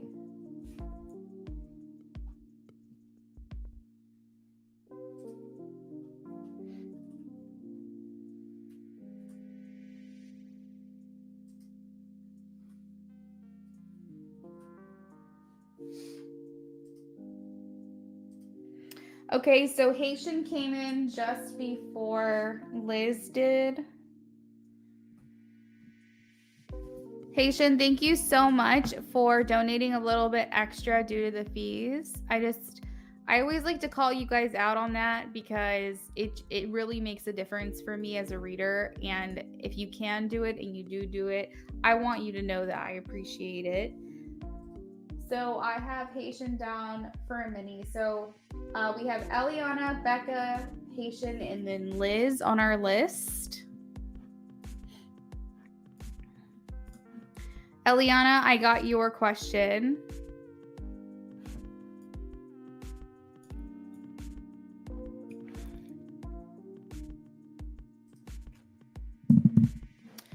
So it's like I'm going through a transition to be able to be better, to use the knowledge you have. Ding, ding, ding. That is it. That is it. I feel so stabbed. Yeah, because I'm like trying to ask for help and stay positive, and I felt like you felt left in the cold by spirit. And I didn't know why. I felt hopeless and really sad and really lonely. And I didn't know if I was just being negative or if someone put a spell on me or what. Sometimes it feels that way, right? Like when things seem to be going your way and then you realize that they're not 100% going your way, and then you feel like, is someone else trying to sabotage what I have going on? Like, I completely get that. And also, you have every right to have a pity party for yourself. You have every right to be like, you know what, I feel like shit and today sucks, and but at the same time, you don't want to stay there. And so I get it, but just know that you're the only person that has power over your life. And if you ever feel like you're being spiritually attacked or anything like that, if that's something that you believe is possible to happen to you, just return it to sender. Just tell, your spirit guides that you want to disconnect from any foreign energies that are not your own. You only claim your own personal energy signature, and anything that has been sent your way that is harmful, you send right back. Like it's just a matter of speaking those words and saying those words out loud that will release you from those attacks if you feel that that's what's happening. But now I understand that it's an awakening to help remove blockages and shadows that had been haunting. That is true. That is true. Oh, I love this, Kendra. I love that it's like registering. I love that you're getting it. Haitian, it's okay if I leave my question since I'm kind of busy. Haitian, yes, ma'am. Go ahead and leave your question, and then I will timestamp it for you. I'm going to make a little note to timestamp Haitian's reading. You can post your question whenever you're ready.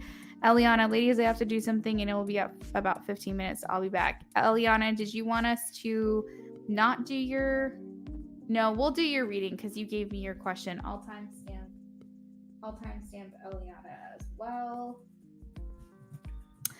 I went for a walk today, which was nice. This cute boy came up to me and said I was fine AF. No way. And I was just wearing sweatpants and a t-shirt, no makeup, and messy bun.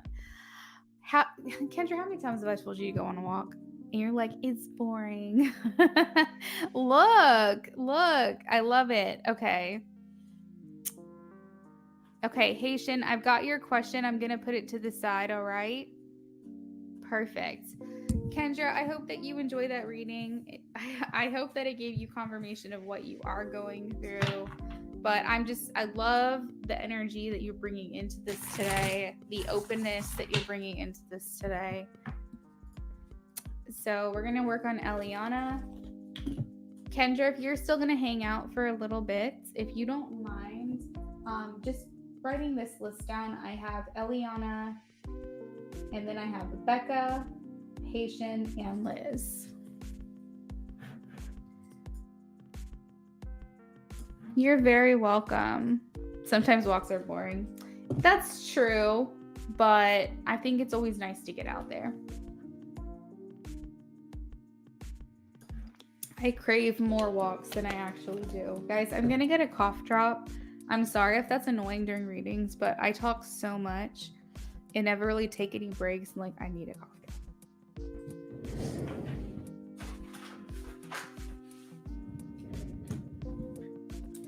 Thanks, Kendra, for posting that. All right, so we're working on Eliana. Eliana says, so I'd like a general reading for through the end of the year. I feel like Eliana needs some good positive cards.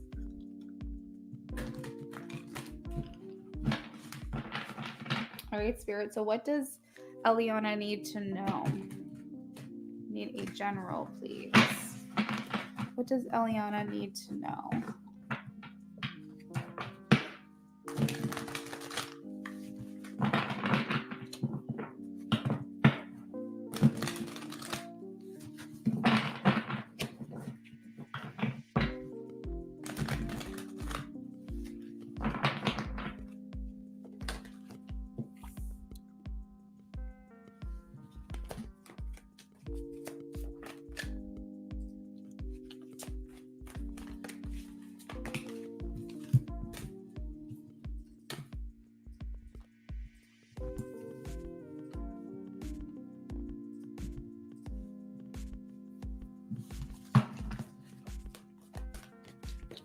Guys, I have to go get some supplements for my cat's food. Their food dispenser is going off, so give me 2 seconds. I'll be right back.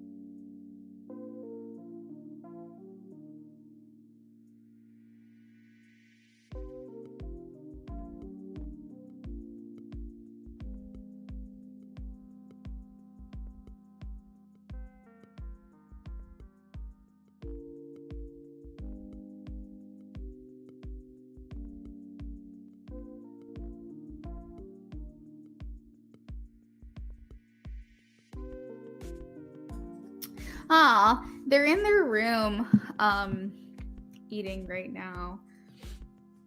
Let me see if I took some pictures of them recently. This is them making like the mean mug face. That one's Bodhi and that one's Gunner. And you can see on their faces they're not amused. We just get attitudes all day around here. Thanks. Okay, so we're finishing Eliana's shuffling here.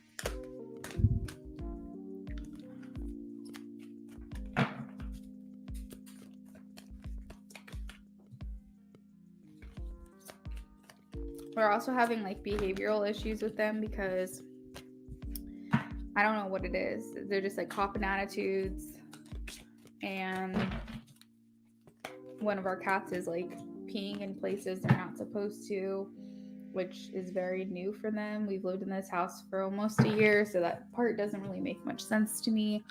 However, they're like peeing on the floor.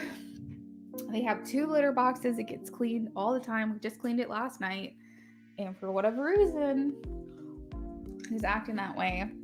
Our vet said that it was probably behavioral, but it literally will not stop, so we're not really sure what's going on. We've even used enzymes to like deter them from doing it again in those places. But yeah, so we'll have to see. We'll have to see what comes of it. All right, so I'm going to go ahead and put Eliana down for timestamp 1 hour, 43 minutes, 30 seconds. This is for Eliana and what Eliana needs to know. Eliana loves this deck. Yay. Oh, Eliana's here, so I don't have to timestamp. Okay. Perfect. Right on time. Maybe do a reading on your cat, or maybe they need a cleanse. Cats are very spiritual beings, I've noticed. That is for sure. Yeah, I've definitely cleansed our entire house from corner to corner when we first moved in, but maybe we need another one. I'm constantly burning incense, Palo Santo, sage around the house. I know specifically Bodhi's like the protector of our house. I actually had a dream that he's the protector of our house.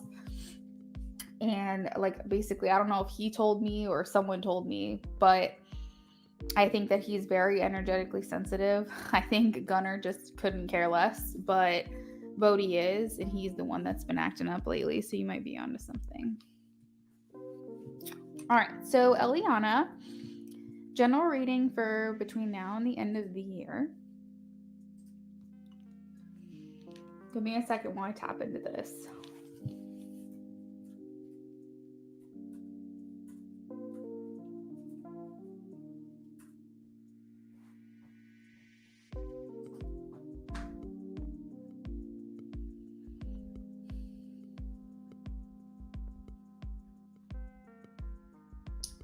So Eliana, what is coming through a lot is very positive things for you. But I want to start at the heart of it, because with the 9 of Fire, it is telling me, I feel like you're respecting your healing process. Don't get me wrong. I feel like you're acknowledging it, you're respecting it, but I feel like at times you're just like wanting to just move on, because I think in your mind, it almost feels like you think, well, what a waste. Like, why? I've already wasted all this time. Why waste any more time on this person? But you have invested yourself. You have invested your feelings.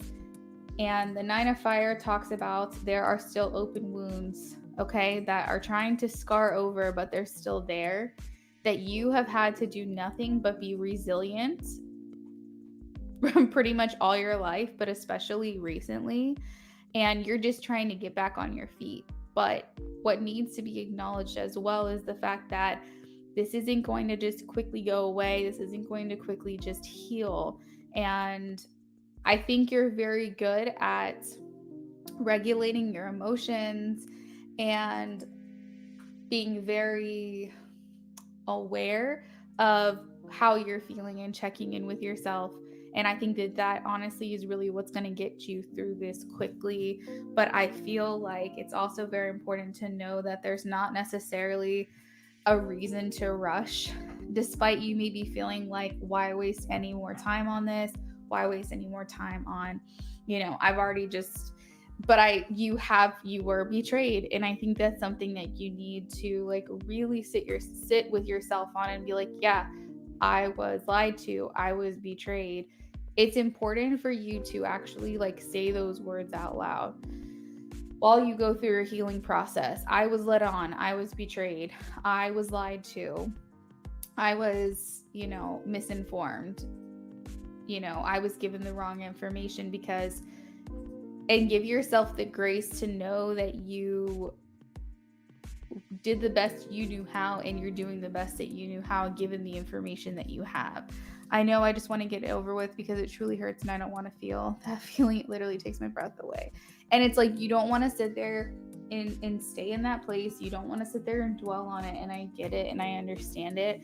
And you're almost there. The 9 of fire, the 9 of wands is like one step away from like really being able to put this behind you.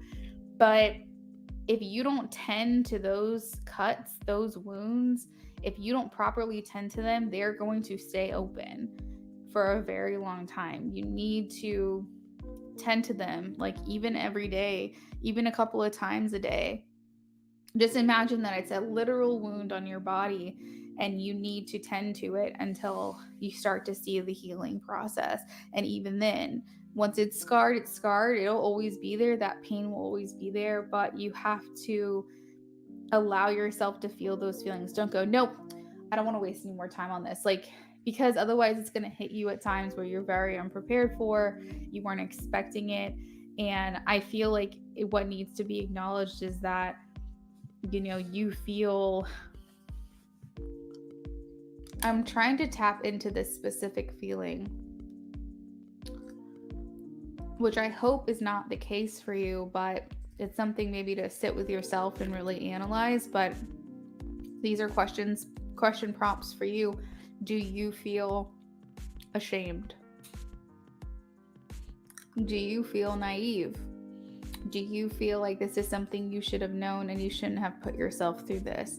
Are you assuming responsibility in any way for what has happened? Because what needs to be recognized is this is not on you. This is not your fault. All you did, hey Mo, was give yourself and give another person love and feelings, and you cannot regret that. You cannot feel bad for that, and you cannot take responsibility for anything that they did or any negative associations that they had on you, because all you did was care. All you did is offer emotions and offer feelings of love towards this person, and it was not reciprocated. But it's not your responsibility to feel guilt or shame or any type of low vibrational feeling associated with that. Do not claim the responsibility that is theirs in this. So if you want to communicate it with someone, a friend or something like that, don't try to make them look better than they were. They were a monster and they treated you wrong and they shouldn't have done what they did. And that's how you need to word it. Because I feel like by painting them in a better light in your mind, you feel less dumb. You feel less ignorant or naive. And you feel like somehow what they did reflects on you as a person. And it in no way has anything to do with you. So I think that that's just an important message for you to know. They did what they did. That has nothing to do with you. It has nothing to do with your heart and your giving soul and your generosity. And all of that bad, all of those negative feelings associated with this needs to be put on them, because you did absolutely nothing wrong. So important to know. Sit with your emotions, Queen of Water. But I will say that the 8 of Water is here, which I love, because it means that you are going to walk away from this just fine. You are going to be able to put this behind you and withdraw and disconnect, and eventually everything is going to be great. I know it doesn't feel that way right now with the 4 of Water, but it is going to feel that way. But there's this grieving process. There's this sadness of and a loss of the potential of what was available to you now has been ripped away. And that's something that you do need to allow yourself to feel, allow yourself to acknowledge. I just feel like what was really because I just feel like what was real because none of it feels real. It all was real. It was real. The potential of it was real. Your feelings were real. There was so much that was real. However, all it takes is one person to do wrong and just shatter it all and make it feel like, what was this? What was the point? What did I go through this for? But I can promise you, Eliana, that this is going to be something that you will carry with you in a positive way if you allow yourself to heal now the proper way, because moving forward, you are going to have so many signifiers, so many red flags, so many things that are going to tell you this person is trustworthy, this person isn't. I've been through this experience. I don't want this again. It's going to give you the confidence to stand up for what you want and not settle. It's going to show you what someone of value is versus someone who is just using you. And not only that, but in a very amazing way, you might actually become an advisor, someone full of wisdom to give guidance to someone else who may be in the situation that you were just in, because now you have an empathic side that you can relate to and sympathize with because you yourself have been through this experience, and maybe make someone else feel better. Once you've healed, you might be someone who can offer help or guidance in some way. There's definitely no doubt in my mind and heart that I'm moving forward for sure. And I can say that's here for you too. We have the 10 of fire and the 9 of fire. So like I said, you're just like one step away, it seems, from being able to completely put this behind you. How is your sleep? How's your sleep? What I love here in the center of the reading here is the Empress. Okay. So this means that you are blossoming, growing, blooming, thriving through maybe what is a very difficult time for you. Okay. The sun is still shining down. You're still photosynthesizing, if you will. You are still flourishing and you are still growing through this time. Okay. So, like, there's no stopping you, there's no stunting you. You're absolutely going to get through this. I also love that it's showing, especially with the Queen of Earth here, that it's not changing who you are inside. This is not going to change you. This is not going to make you better. This is not going to make you more jaded when it comes to love or accepting new relationships. And even if you might feel that way now, I can assure you it's not. It hasn't changed your heart because you know your intentions were pure and good and you meant well. And someone else shit on that, that's on them. Let me look into this page of air here. There's a bit of a restless energy. It's not necessarily, like 9 of Swords. It's not insomnia, but it's a little bit of like unease. Spirit, why is the page of air here? Right. Like, it hasn't changed who you are and what you want for yourself and what you want for your life. It's not making you bitter. It's not making you jaded, which is really beautiful, because I think a lot of times people are just like, you know what, I give up. But it hasn't changed you to the core of who you are. Spirit, why is the page of air here? Okay. Do you feel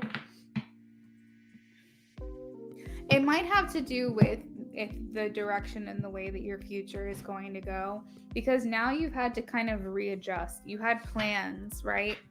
You had plans with this person. You thought, maybe a house one day, maybe kids, maybe whatever. And this person kind of made you feel like there was potential there in that future. And now it's like you're a bit restless or uneasy because now it's like everything's wide open.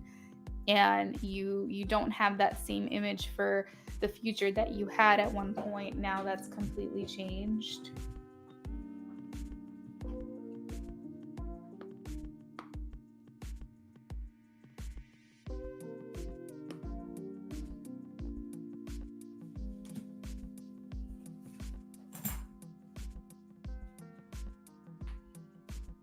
Page of Air is just overall very restless, energetic, maybe curious, thoughtful, overthinking type of place. So like maybe that's where that card is going. Yes, even the fact we talked all through the day, we called one another for every little thing, that will never be the same. So it's like, who's my person? Who do I go to? Who do I count on? Oh, well, overall, what I can say is the majority of what's going to happen for you through the rest of the year, because that's where your heart is, that's where your head is heaviest, is on this healing process and moving forward from it. But it feels good to me. It feels very positive. So, hopefully this impacted you and made you feel maybe better, or like there's a glimmer of hope at the end of the tunnel. I do want to kind of push these up a little bit because I know you're also a reader, so I want you to be able to see what each of these cards are, because it's a bit covered up. So in case you want to come back to it, you know what each card is. And fires, wands, obviously, water, cups, air, swords, earth, pentacles.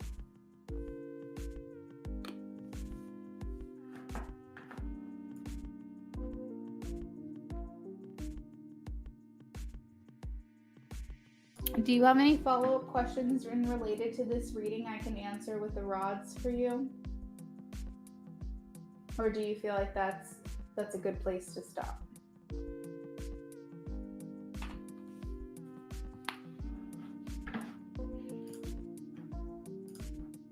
I'm looking forward to doing things for me that I haven't done for myself because I was so focused on him and his problems. Oh, I love it.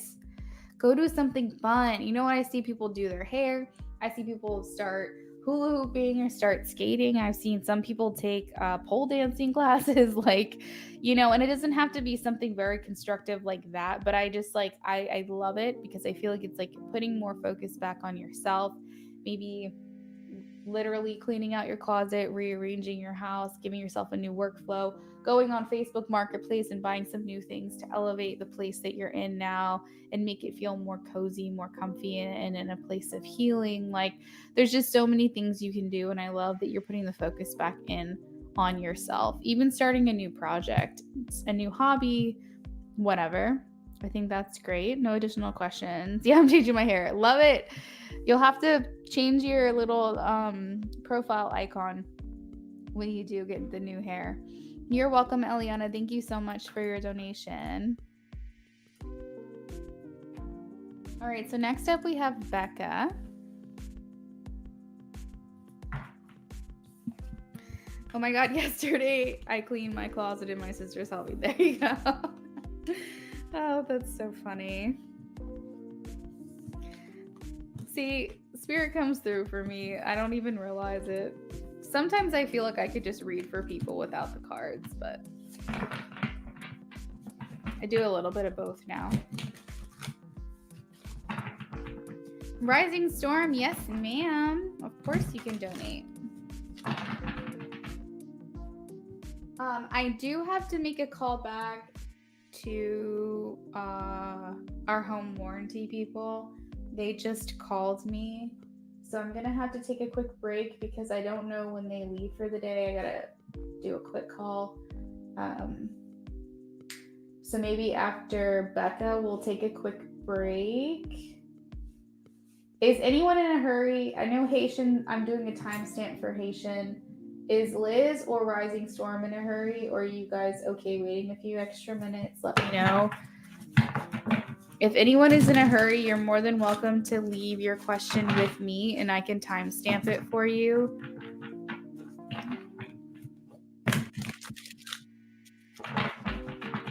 All right, so Becca says, will there be any significant forward movement between Marquise and I now until the end of the year? Ooh, I love this one. This one's call. So maybe communication. That's what I'm feeling with that.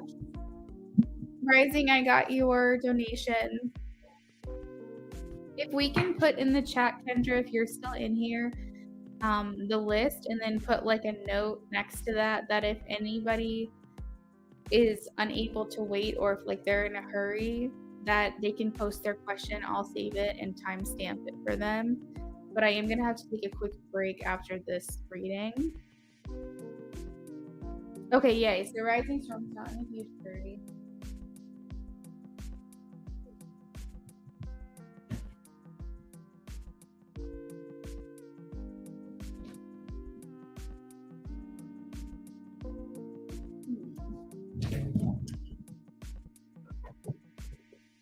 So call, I don't have all the cards numbered by heart. So I gotta double check what call is in the major arcana.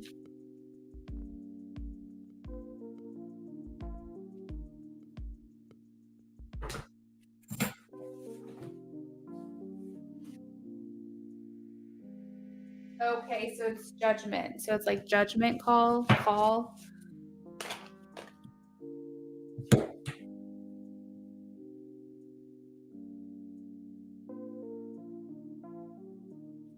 I wish I knew the Roman numeral numbers for the major arcana by heart, but I didn't. Will there be any significant movement between Marquise and Becca between now and the end of the year 2022? Ooh, we have temptation. Okay, bottom of the deck, we have communication, 8 of fire. We also have ace of water, which is ace of cups, and 8 of wands. So I feel like there is movement coming towards you before the end of the year with Marquise. I could say with most confidence that I can give you for a reading that you are going to get that significant forward movement, because we have that underlying change here with the 8 of wands, and then we also have the emotional drive and motivation behind that with the ace of cups. You guys are not in communication at all, because I feel like with call, I specifically got like you're going to hear from them at least virtually online. This could be call, text, Snapchat, direct message, FaceTime, something along those lines, just communication directly from this person.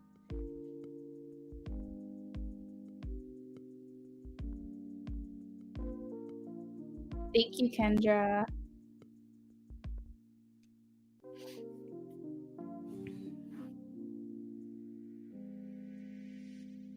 There's lots of passion here.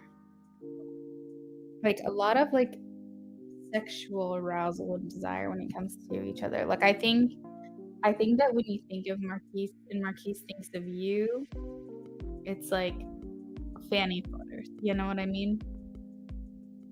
It's like strong sexual desire and arousal. Like everything gets hot down there. 8 of Wands has come out a lot in the reads you've done lately for us, so that's cool. Very happy to hear that, because I feel like that means, you know, that's like things coming at you, things flying at you. And if this was a 18 plus, I would say specific appendages flying at you. A lot of chemistry here. Okay, so in the center of the reading, we have the Fool, which I absolutely love, because the Fool basically is a new journey. It's a new start, a fresh start, a new beginning, all that jazz. And there's a desire for that here with the Fool. Now, it's also like wanting to basically start over or start anew, especially with someone that you already know. We also have temptation. So again, with the Ace of Fire, and I saw the temptation and then I forgot about it when I was talking about the sexual chemistry, and like now it's here even stronger here with the temptation, because temptation is the devil card for me. So it's definitely a link, like a, you guys think about each other a lot, and I'm not going to go into your personal business, but just fill in the blanks that I know. When you guys are having time, you're thinking about one another, if you know what I mean. You catch my meaning. And it's funny too, because when I do like 18 pluses, sometimes like the chemistry that I'm feeling right now isn't even coming through for these other people. It's a lot more thought-based or romantic-based, but people want the down and dirties, and this is what I'm sensing here in this reading, just even a general reading between you guys. I feel like there's just definitely a magnetic pull to one another. Like to the point where I feel like if you had the opportunity, y'all would be getting together every single day. So we also have the King of Air, which is of communication. So that being on the outside of the reading here is like, I don't know. I feel like this is turning into an 18 plus for some reason, but I'm hearing like that this person wants to hear you say things to them that's sexual. They get excited about it. They want to hear dirty talk, things like that. And that has nothing to do with your question, but I'm just throwing it out there. But as far as significant forward movement between you guys, I think absolutely yes. I'm not sure if you were thinking like commitment wise, but I feel like things are developing and manifesting in the third dimensional reality. So I feel like if things have felt very psychic, telepathic, maybe even like virtual, or you guys have been in separation, up here it's like now being a little bit more grounded in the physical, where you're going to start to think of more earthly desires and, you know, come together more often here face to face. Magnetic pool, yes, that's the perfect word. He said that in 18 plus reading that he was like smack talked him dirty. I'm hearing it again. Yeah, it's for sure. There's even like a peach here, so just gotta throw that out there. He's becoming very naughty.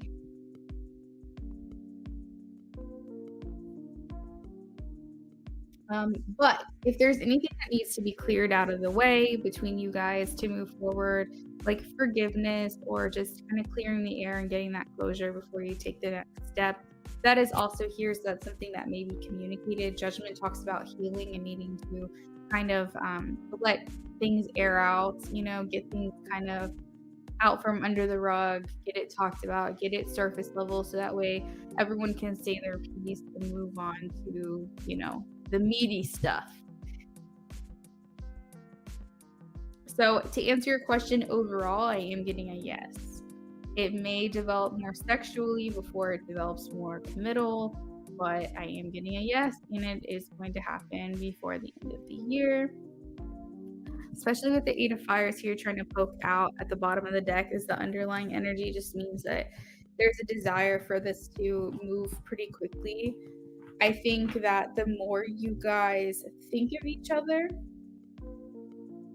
the more you're bringing each other into your physical reality. I think that the sexual desire that you guys have for one another and the way in which you think about each other in that way, since that's very cardinal, it's very earthly. And what I mean by that's like very rooted, very sacral. It's like, you know what I mean? Like it brings you down to here, to your physical body and more body like feeling. The more you think about each other in that way, I think that's what's actually grounding the connection. It is. There's a peach here.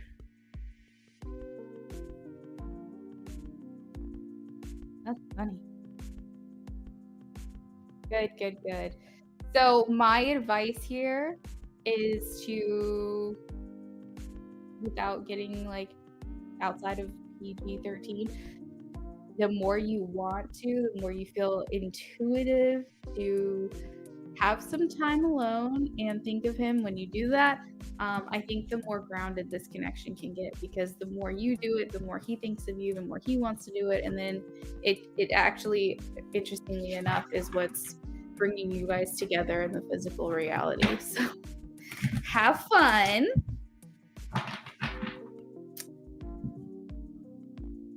All right, so I'm going to take a quick break. After that, we're going to do, you just did that. There you go, Becca. There you go. Okay. So, Becca, thank you so much for your donation. That was fun and spicy. After Becca, I'm going to take a break now since I just finished her reading. We're going to do Haitian, Liz, and then Rising Storm after that. So give me a few minutes, guys. I'll be here kind of keeping an eye on the chat, chiming in, texting, whatever, if you guys have any questions. But we are going to have to take a break, okay?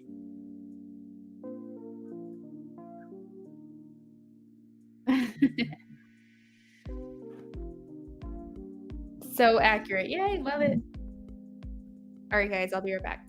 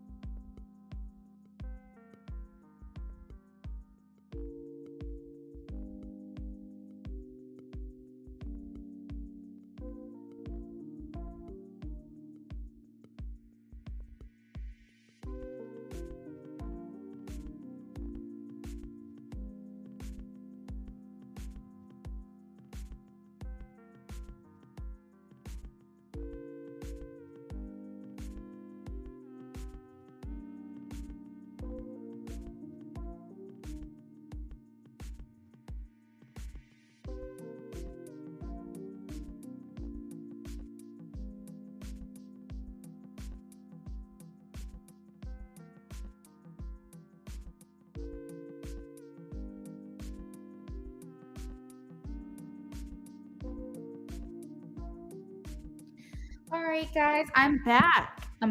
You missed me? Thank you so much for your patience with that.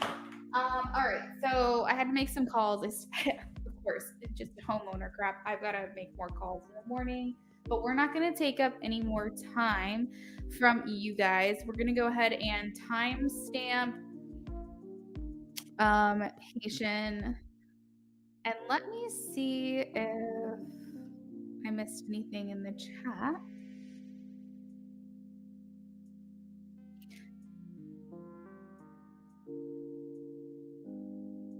Did Charmaine come into the chat at all? She made a donation, and I wasn't sure if she's come in and claimed it yet, but I got it might have been a tip. It's either a tip or a reading. I'm not sure.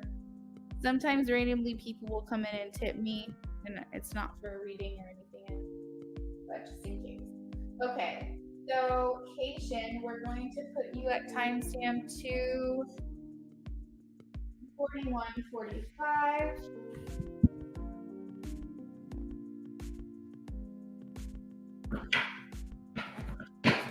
We are doing yes or no's to new subscribers today only. The free reads are over.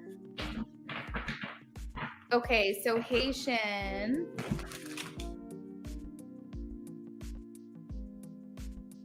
If I start my blog, will it eventually be successful?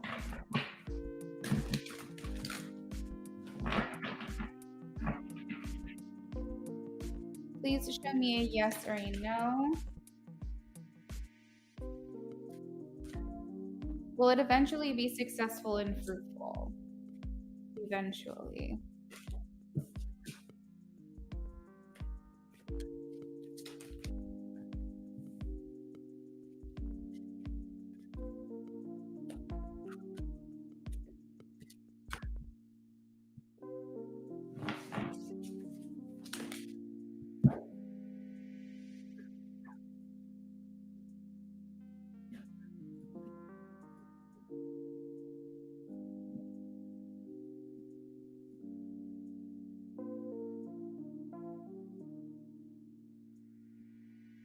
Alex, you can ask a yes or no question. Haitian, I am feeling like I'm hearing go back to the drawing board, Haitian. I don't know why. It feels like you are eventually going to get recognition. But Six of Cups talks about needing to go back in order to go forward. I don't know if maybe adjustments need to be made, like you need to find more consistent times. Alex, I got your question. Just sit tight for a second. I don't know if you need to be like more consistent or more diligent with your schedule in the effort you're putting towards this blog. If you feel like you're putting a lot of time into it already, there's something about going back and making adjustments or going back to the drawing board. Maybe learning more about how to advocate for yourself, get yourself out there. Thank you, Alex.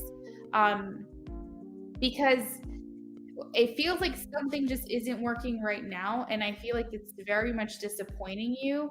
The Three of Air is the Three of Swords, which talks about heartbreak, deep, profound sadness. We also have the Hanged Man, which talks about needing to make sacrifices, and where you're at this time of feeling stagnant, feeling like you're not moving forward, like things aren't really coming into focus for you the way you may have hoped. It also talks about needing to have a different perspective.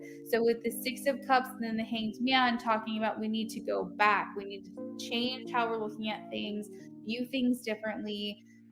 The Seven of Fire also talks about feeling challenges that is like the center of this reading here. So everything is telling me, Ting, that you are feeling like things are not moving, things are not happening. You're hoping that they will at some point. Whew. Now, I do want to clarify the Hierophant card here, because traditionally the Hierophant talks about being authentically you, drawing attention and a target audience of people who relate to you. I'm not sure if like the blog is like outdated and it's like more like a non-relative concept anymore. I just don't know. I don't know if this is like you need more advertising, but it's like there's a disconnect between what you're doing that is of value, but it's not reaching your target audience, is like what it feels like. It's not reaching the people that would value what you have to say or what it is that you're sharing. And there is a note here of like you being determined and wanting to continue to move forward with this, even if it means altering it in some way or changing it up in a different way than you originally expected to do. But it's making me feel like you are trying to overcome this challenging situation. There's also a sense of feeling like maybe there's competition in this area, so you aren't getting recognized in the way that would benefit you.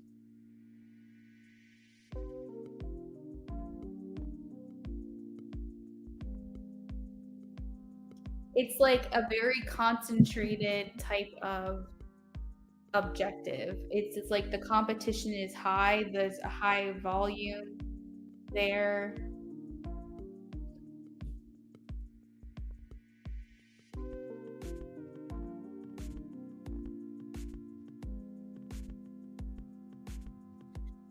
This card also talks about seeing things from a different perspective as well. So, like going higher up, pulling yourself back away, kind of like, if you were to climb figuratively, if you were to climb a mountain, you would see things from a different perspective than you did when you were down on the lower ground. So, it's like everything here is telling me that there's something that needs to be adjusted. We need to go back. We need to view things differently, attack it from a different way or different aspect. It feels like there is success here for you somewhere, but I'm not quite seeing it because we're stuck. We're stuck in a specific way of doing things. So now we have the Queen of Earth at the bottom of the deck, the Queen of Fire. I'm not sure if you're sharing like traditions. We have the Hierophant here. So sometimes, like for example, what's coming to mind is like a blog could talk about family-oriented things with the Queen of Earth and Queen of Water, nurturing, maybe talking about our emotions, feeling our emotions. But it could also talk about traditional things. So it could be like recipes, things that we're passing down. You could do like it could be lifestyle. It could also be like interior design. There's just something here that has to do with very feminine urges of creation, uh, things that we do traditionally, things that new elements we can bring into those traditions, speaking on emotions, ways to nurture and nourish. Um, and so like if this isn't hitting the nail on the head and it's not making any sense, like maybe these are just hints and advice and ways to pull in that target audience that you're looking for. But I hope that this is resonating for you. Ting, let me know if you have any other questions in regards to this in the comments, but I will be timestamping your ones. We're done. I'm going to go ahead and move on to Alex. Alex has a yes or a no question.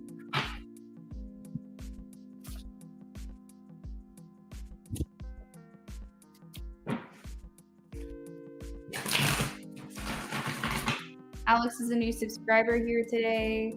She wants to know, will she reconnect with past person? Please show me a yes or a no.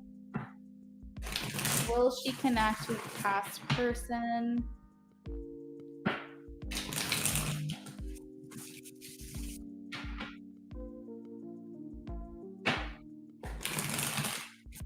Please show me a yes or a no for Alex. Whoa. I am getting a yes. King of Wands. It may take some time. I see this as maybe someone that you walked away from.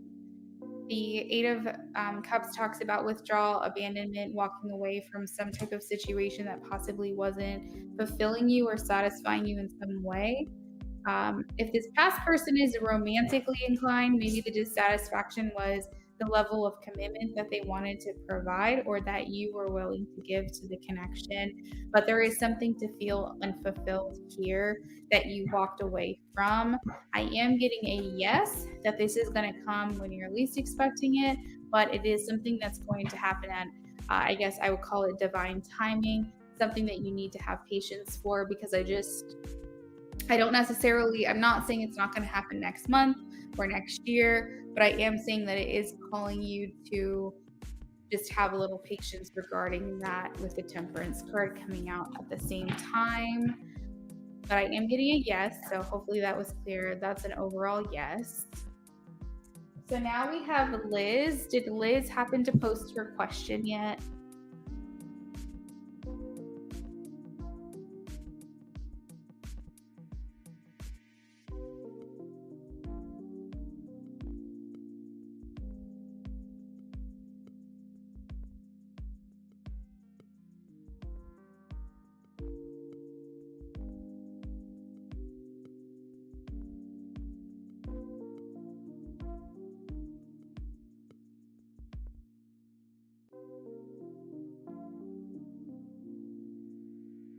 Okay. You're welcome, Alex. Next after Liz, we have Rising Storm. So Rising, if you're still in here, you can go ahead and ask your question. And you guys, when it comes to the $5 readings, you're more than welcome to request a deck if you have one in particular that you'd like me to use. Otherwise, I'll just intuitively choose for you. So you should know by now, I would think, of all the different decks that I have. So you can ask. The Light Seers is the only one I don't have available right now because it's a part of a money spell that I'm doing.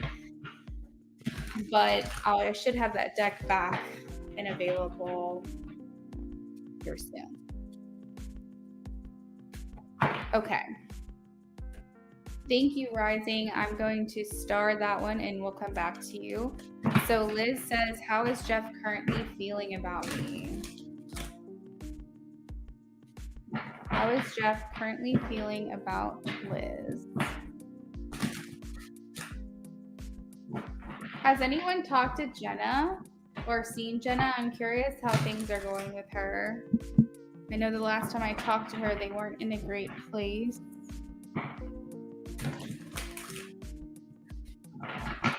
Spirit, we're tapping into Liz's energy. Can you please tell me how Jeff is currently feeling about Liz, please? How is Jeff currently feeling about Liz?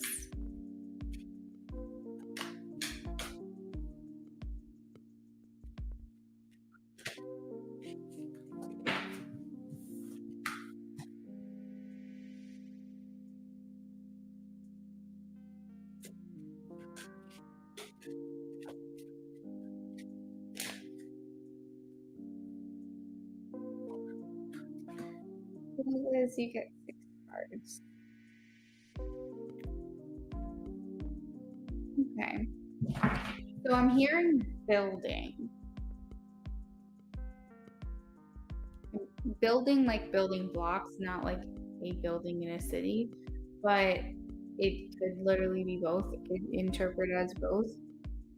I feel like there is maybe some type of platform, or would you call like a foundation or something that's being built here. We have a couple fours, and fours talks about feeling very stable, very grounded, and being in a good place to be able to build something with someone or build upon maybe something that's already been planted or something that's already been set in place.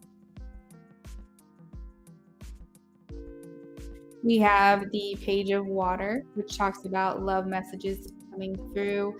So this could be telepathic communication that you're aware of, that maybe you've been having dreams or communication in that way. But it quite literally can mean actual communication from this person. emails, love letters, direct messages, FaceTiming, texting, Snapchats. I think I've listed like all the different ways that someone can communicate with you.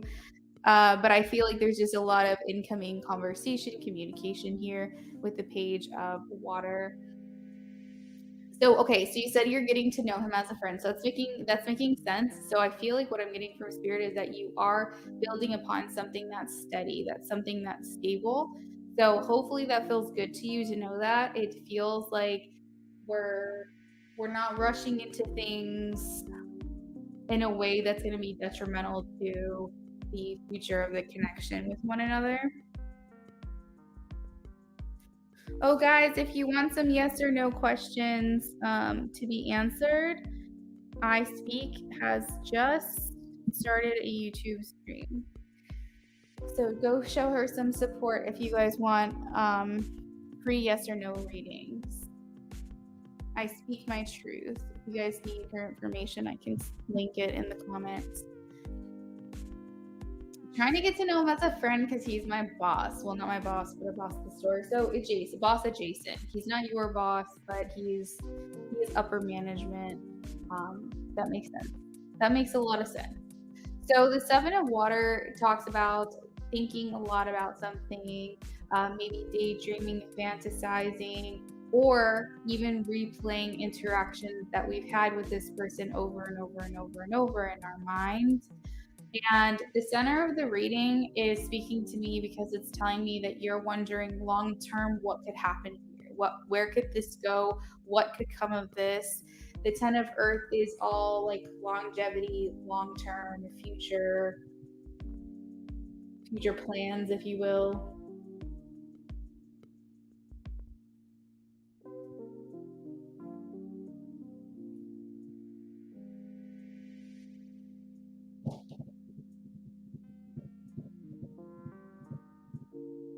There's an element of being very shy around this person where you are able to communicate with him, but you feel like there's always something being held back. You know that expression, something left to be desired. It's like there's something more that you would have wished could happen during these moments, but they're not quite happening because you're like, maybe you think in your mind, oh, I should say that, but you don't, you hold back. Like, I don't know, there's just some element here of like, it feels shy, but it also feels thoughtful. It feels like, let me not say the wrong thing, or I don't know, but it's like there's a lot of like looks that you're giving one another, and like a lot of I don't know. I don't know what this is, but it's just like you guys are trying to read between the lines a little bit in your communication or something.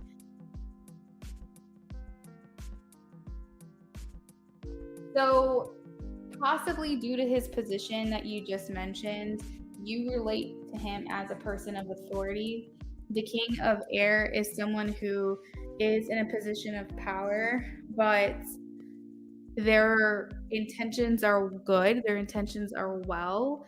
And I think that he likes the idea that you view him in a position of power because it makes him feel good. He's very proud for you to know that he's like the boss or that he's in charge of, I guess, his fleet or his department or whoever they are. Something he wants you to know about himself is that he is very honest and very clear thinking, and he tries to see all perspectives of everything and consider all perspectives. I think that he's a very intellectual individual. He values truth as well as he gives truth, and he values knowledge. So something to kind of impress him, or something that you have already done that has impressed him, is when you just speak what you know about. So literally, you could just have trivia knowledge. He's impressed by it. If you have a certification or a license in something and you're talking about something that you're passionate about or that you're well versed in, he's impressed by that. So if you have done that, he has noticed it and it has meant something to him and made an impact. And if you have not, something that would really impress him would be for you to communicate what you know about whatever that is. Anything in general, movies, music, tarot, like literally anything that you feel very knowledgeable about that maybe not a lot of people would know, or just like your interests, but he just like really values intelligence, it seems. I think that he gets bored of conversations if they're not stimulating him mentally. He's giving Gemini, but that doesn't mean that has to be his sign. You're welcome, Haitian. Thank you so much for coming back and saying hi. Did you still want me to timestamp it in the comments, or were you able to find it?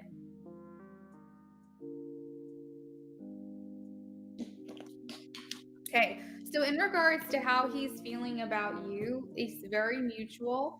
I think that he is trying to figure out long term where this can go, what's going to come of it. He's very up in his head about it. The Seven of Water, it talks about him just overthinking it, thinking about it a lot, wanting to maybe communicate with you more. But he does, and I think you do hold back as well, but he's interested, he's intrigued. He wants to be involved in communication or conversations that you're a part of. He might, put himself in positions where he's around you more. We also have the Three of Water, which means that he feels like there's someone that's always around you guys. Like he wishes that you guys could maybe have more time to communicate one-on-one. I will say I'm not necessarily getting like he's full on like really into you. He's full on really attracted to you. He's not emotionally invested or anything like that, but I am getting that he's intrigued. He's interested, and I think that he wishes that he had more one-on-one time with you available so that he could really feel this situation out. He's paying attention and noticing you a lot. He's very aware of you when you're around him. You're like, let's just say there's a room full of people. He's paying more attention to you out of all of the people that are in the room. So I would say that that could interpret as he's interested. But I'm just not getting that full on like right in my face in this reading just yet. You're very welcome, Liz. Thank you for your donation.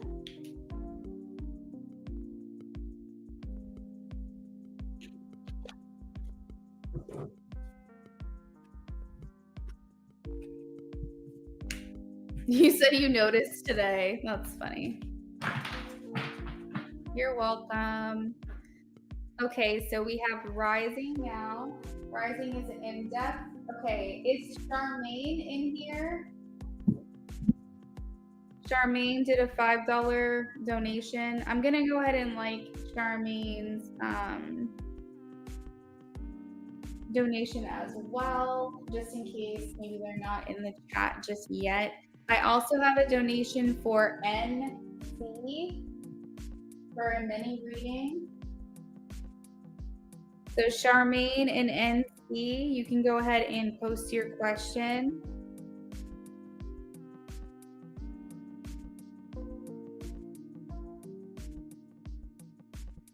We also have Katarina. Katarina has 2 questions, and you can post your question whenever you're ready. Katarina, we'll just start collecting everyone's questions.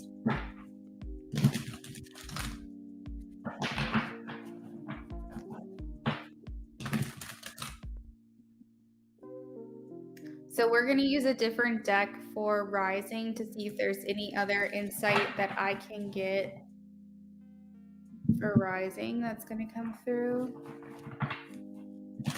I'm going to consider Charmaine as a tip or a donation-based gift if she doesn't come claim her reading, because she hasn't even commented in the chat at all that I've seen.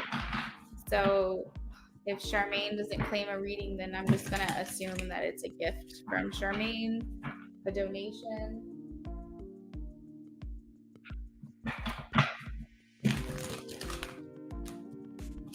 All right, so Katarina, we have Katarina's first question. You guys can just keep posting and I'll start saving them off to the side. What is the next biggest change that's going to happen for Rising in 2023? I'm hoping for a move to a new home. Anything that comes up. Ooh, I like it. Okay. Ooh, then that means I hope I see like the Four of Swords or the Four of Wands or something like that for you then. We'll see.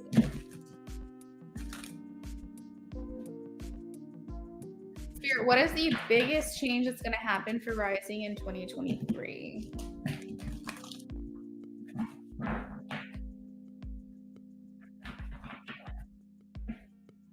Ten of Pentacles might come out too.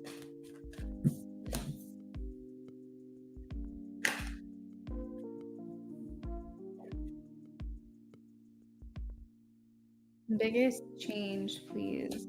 Biggest change for 2023. The Rising Storm.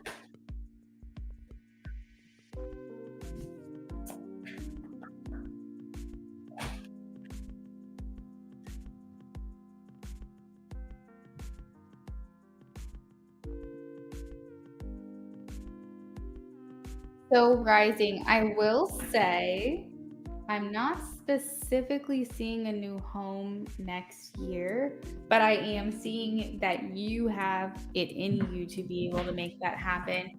If not next year, then 2024.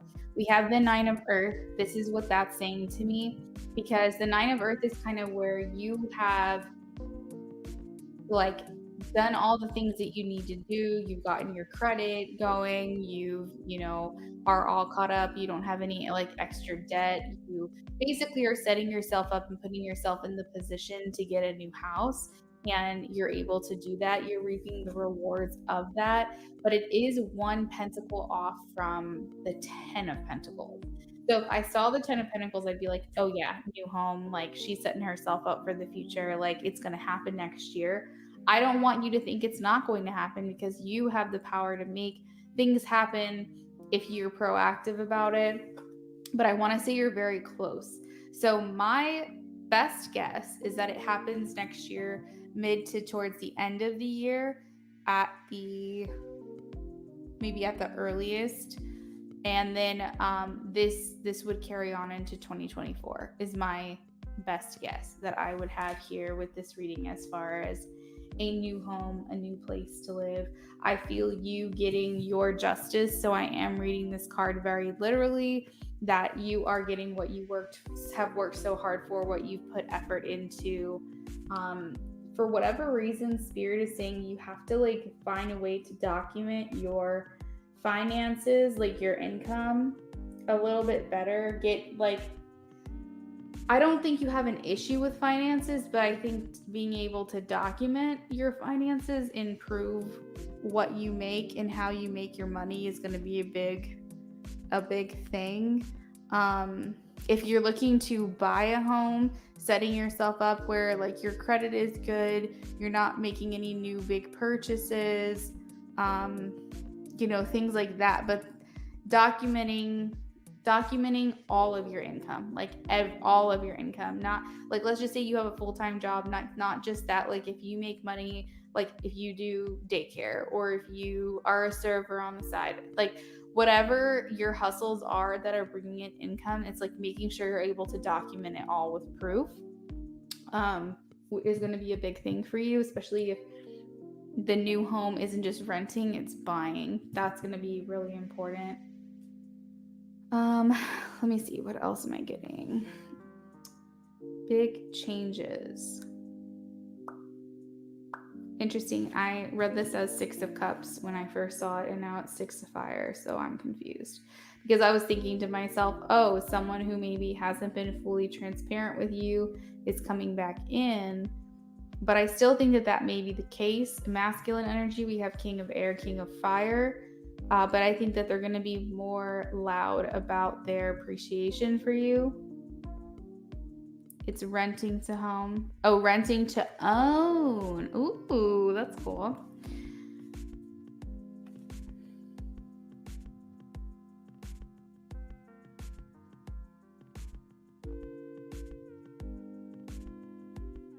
You have this masculine person here.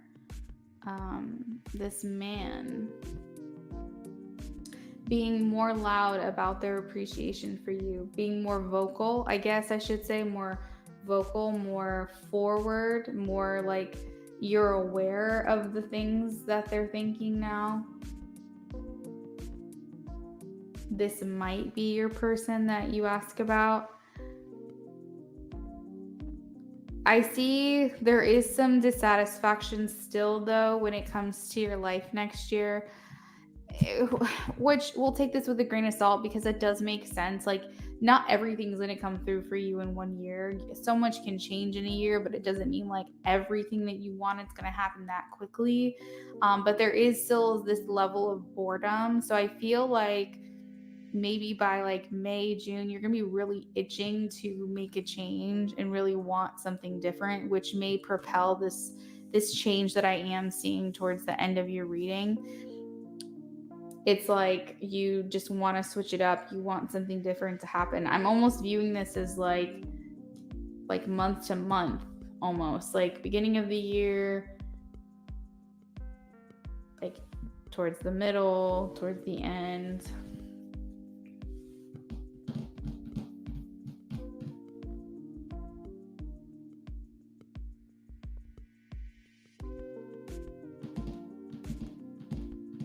I think the biggest change that's going to happen is the turning point. I think you're finally going to get fed up, get frustrated, want that change, want to make that, because we have the Messenger of Wands. So we have the Prince and the Page, the Knight and the Page of Wands. So just feeling like suddenly, randomly, not that this hasn't been a long time coming, but it's a very sudden, like, okay, what are we doing here? Like, we need to start making some plans because clearly nothing's changed. I'm getting bored of it. I'm ready for something new, something fresh to come in. I'm getting help to raise my credit with a law firm. Yay, that's awesome. I've been itching for this change for a while. But what I mean to say is like, you feel it, but you have the ability to make it. Because I feel like now you're in a place that feels stuck where you're working towards those goals. You're making those changes so that way you can have this like life that you seek and life that you want. But you still feel in a way that you're held captive of the hurdles that you're trying to get through right now. So it's like, for instance, you're working with the law firm to raise your credit, but right now the credit where you're at, it's not allowing you to get to where you want to be. For example, that's just an example. But next year, maybe like May, June, you're going to start to see the rewards that of all the effort that you have been putting forward, and now you can actually do something with that effort. Because I feel like right now, it's like obstacles, it's like stagnancy, it's like you're ready for that change but you can't do anything just yet. But it's like that turning point in the middle of the year where you're like itching to really do something. It's like now you can. That's what it feels like to me. So I hope that made sense.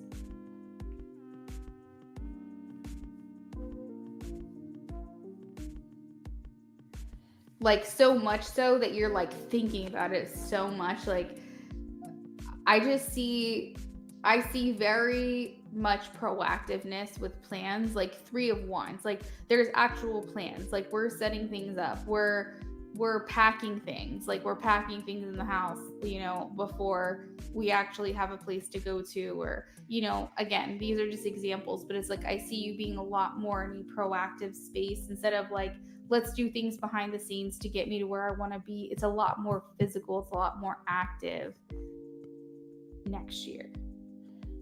I honestly feel like it's very high possibility that you're going to be in the new place before the end of the year, because this 9 of Earth just gives me hope. It just gives me hope that it's going to happen.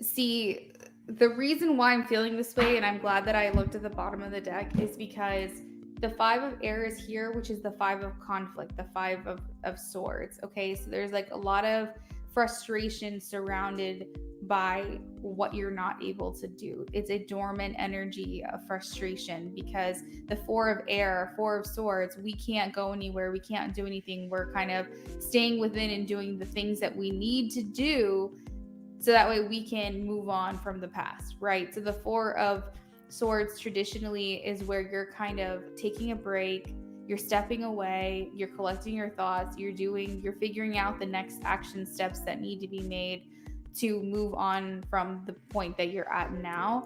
And the 5 of air talks about the frustration with that. So this is a very dormant, underlying, like more thinking, thought process, what can we do to make this happen mentality. Whereas middle next year, like I'm thinking May, even as early as April, but I'm thinking like May, June, it's going to be like, okay, let's start actually physically getting this done.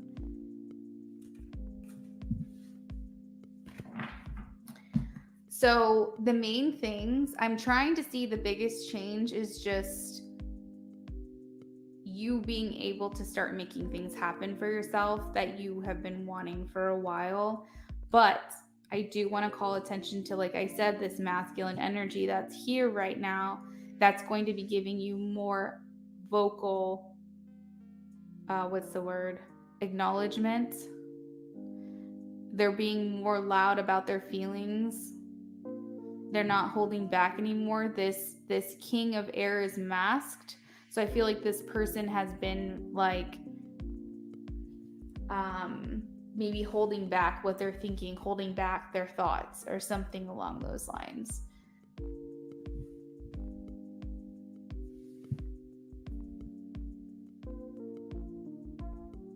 But now they're going to be more vocal about it.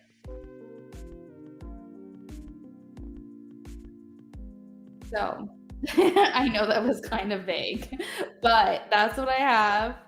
I feel like there's a lot of victory here with the Ace of Air. This is a very successful place to be in. It's,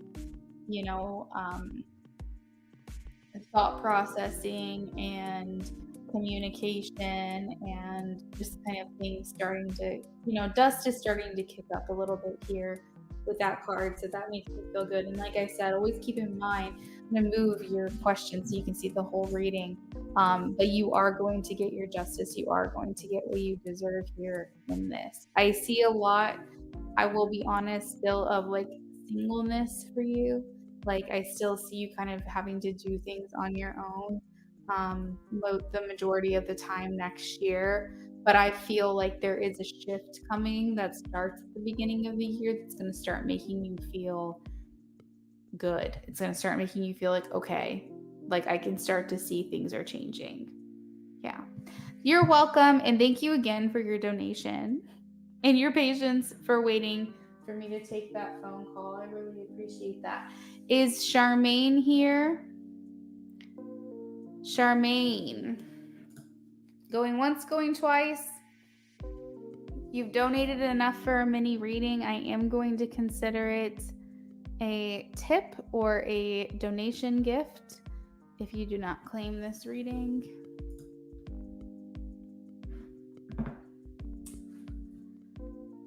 We are going to move on to Katarina. Katarina posted both questions here. So we're going to start with the first question. Is NC here? I have someone named NC that also donated.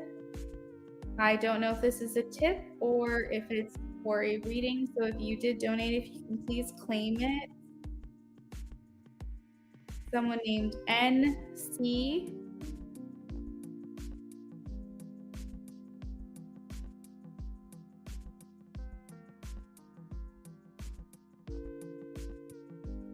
Terry, I am still taking donations, probably not for much longer, but yes, I am still taking donations.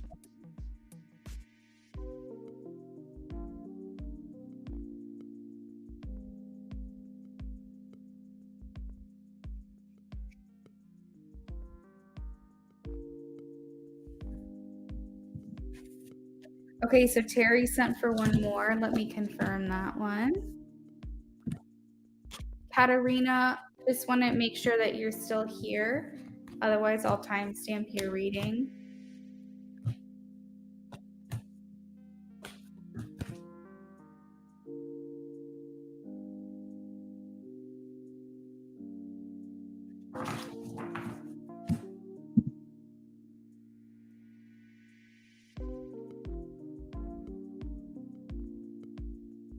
Katarina's here. Okay, perfect.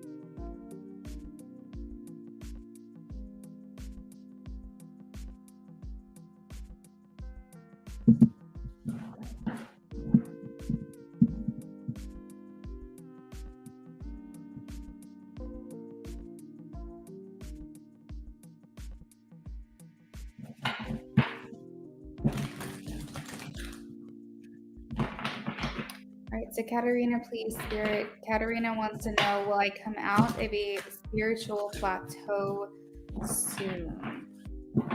Please show me a yes or a no for Katarina. Will I come out of a spiritual plateau soon?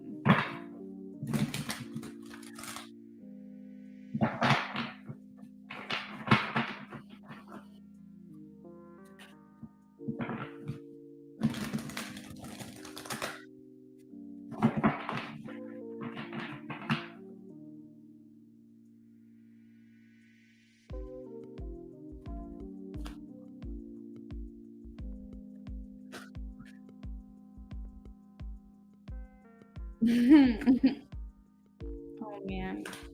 So we're gonna pull these out. But I am gonna get you an extra here.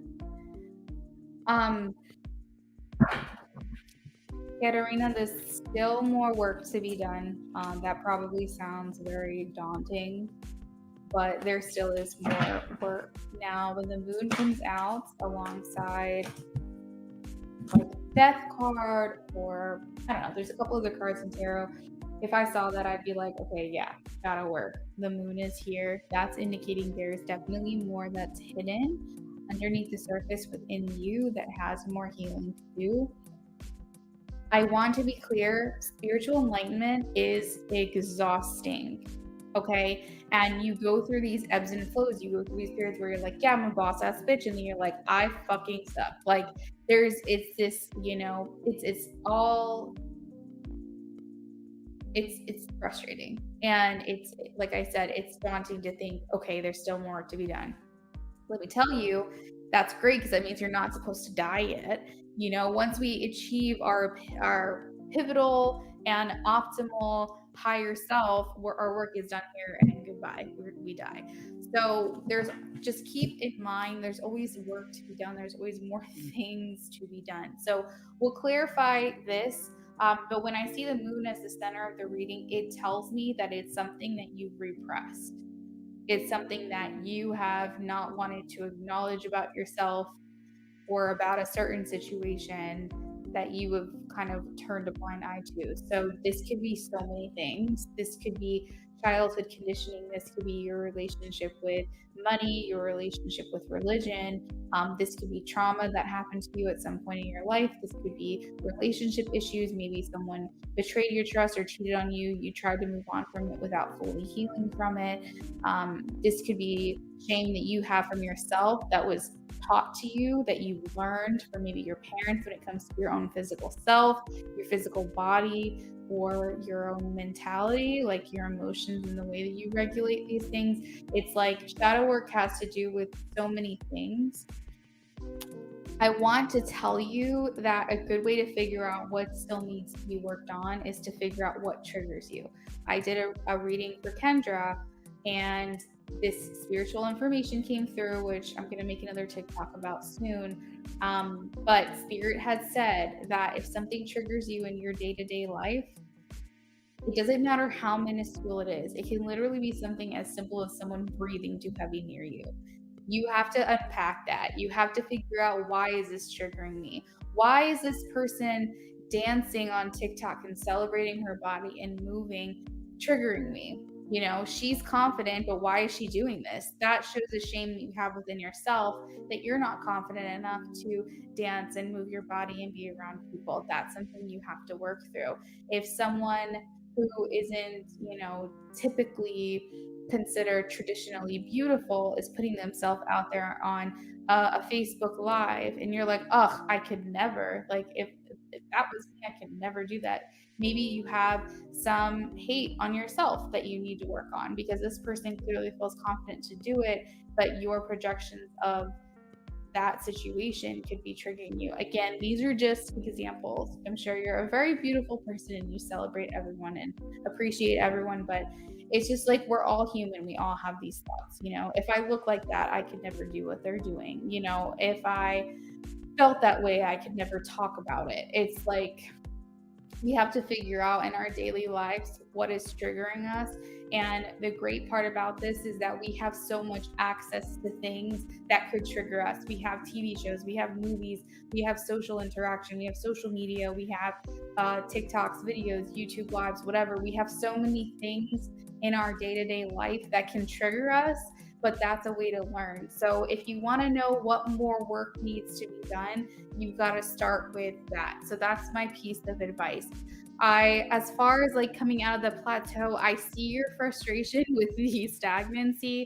The Four of Water talks about being bored AF. You're just annoyed. You're over it. You're despondent. You're not interested. You're like frustrated because you're just like, I'm done with this. I don't want to do it anymore. I've been contemplating. I've been meditating. I've been putting in the work. I've been evaluating, but like, I feel so over this. Like, I'm just done with it.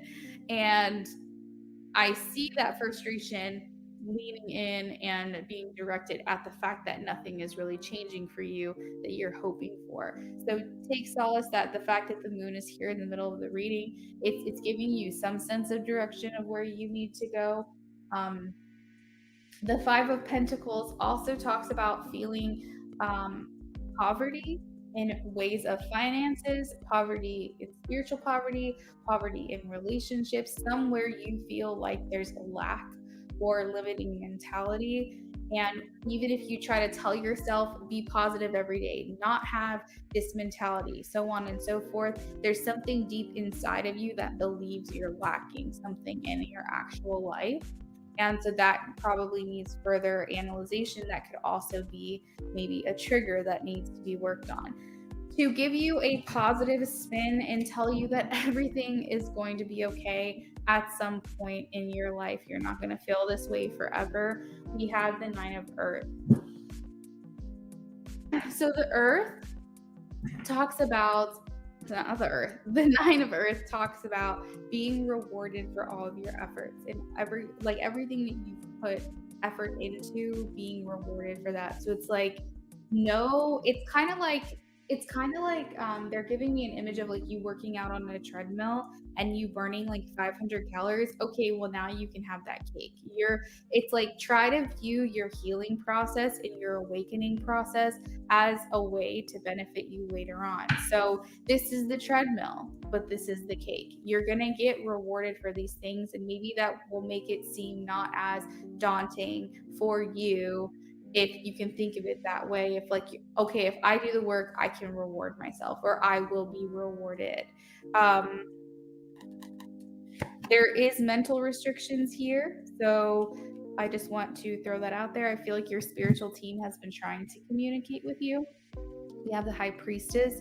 This is also to tell you that you don't have to rely on external sources of validation and to help you through this process. It's great to get readings like this to maybe highlight areas that need to be worked on, but Spirit is saying everything you need to know is already within you. You already have the information. So you said, well, yes, I got disconnected from my emotions, so I can't even tell you what triggers me. Yes, I'm disconnected from my intuition also.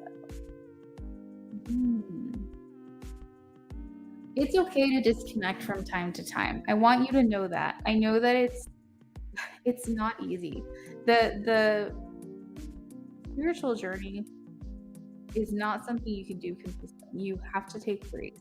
You have to disconnect. But when you feel like there's nothing moving, then that's when you know you need to start getting back into it. So maybe you can just start very basically by working on your intuition and starting from there, especially if you said you feel disconnected from it.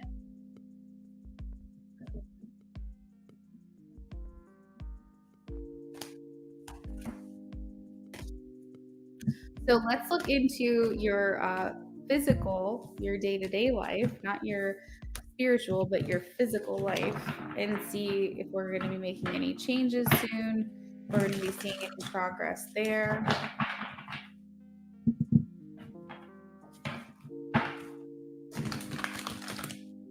After Katarina, I have Terry. Terry, you can go ahead and post your question. And let's do a last call for Charmaine and NC. Like the letters N, like Nancy, C, like Charlie. We're going to do last call for them. Otherwise, I'm considering it a donation.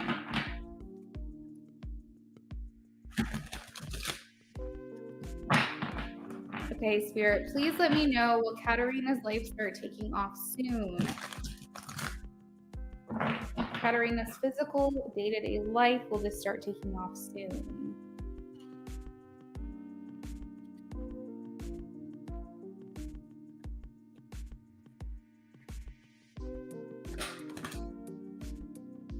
Okay, High Priestess is popping out again. Oh my gosh.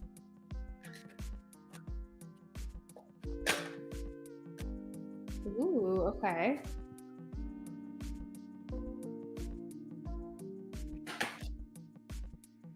Okay. All right. This definitely feels better. I will say yes. Your day-to-day life that you feel like is kind of not really doing much at this time for you is going to take off. The Eight of Pentacles is talking about how like there may be a little bit more work required, not spiritual work per se, but just more work, more maybe proactive effort, more consistent efforts. What I love about this reading is you have the Fortune's wheel here in the center. So this talks about everything that you've done coming back to you. So not in the way of culmination like the Nine of Pentacles, but more like karma. So the Fortune's wheel, it talks about karma being balanced. So when you see this here, it means like if you made someone smile or you donated money to someone or you whatever, you put good out there just because you wanted to make someone's day better or make someone's life better. All of that great stuff is coming back to you now at this time in your life. So it's not the hard work you've put in for your own self, but it's the work that you've done for other people that is now coming back to you. Fortune's wheel also talks about turning points in our lives. So things changing. I like that turning point. And also good luck and good fortune. So this being the center of your reading is all around telling me, yes, that this aspect of your life is going to take off. I can see here that maybe tapping a little bit more into your intuition. And now that we've done that first reading, your wheels are kind of turning a little bit like, okay, where do I need to start? So I feel like that's kind of what this is about, because this is carrying in to this reading from your last reading. It's the same cards that we pulled up.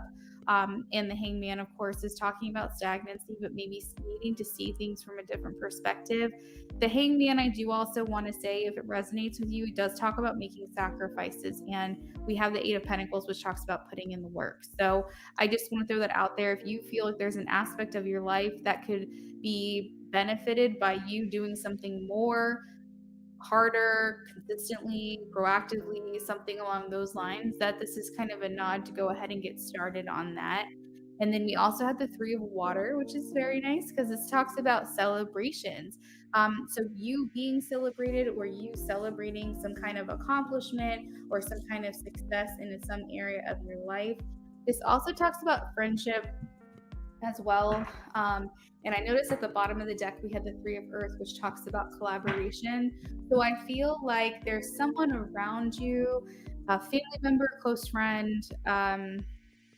Maybe you feel like you don't have many of them, but I feel like there's someone in your life that is rooting for you. Whether you realize it or not, there's someone here that wants the best for you, wants you to do well, and maybe even be just like a great person of support and advice and whatever. Someone you feel like no matter what you could count on, which or at least they hope you feel that way about them. There's someone around here. And of course, when I say someone, this can be multiple people, but I just want you to know that it's not just you donating, or not you donating, you, sorry, NC, I got it. We'll be with you in a second. It's not just you contributing to yourself alone and feeling like you have to do it all on your own. There is someone here that's rooting for you and wants the best for you and wants to help you if you need it. So that is what I have for you, Katarina. Thank you so much for your donation. NC, you can go ahead and post your question.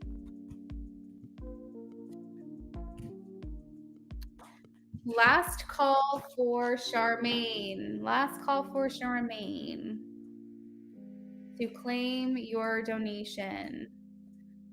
Otherwise, I'm taking it as a tip of appreciation. All right, so NC is going to post their question, and then Terry, you can go ahead and post your question as well.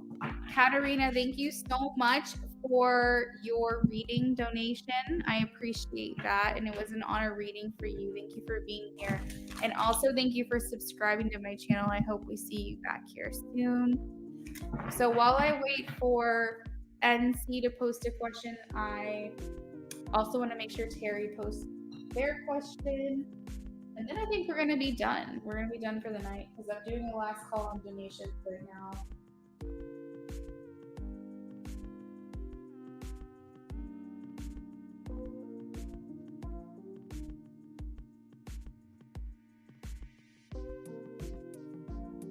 All right, so NC says, does Charles want to fix and work things out with me?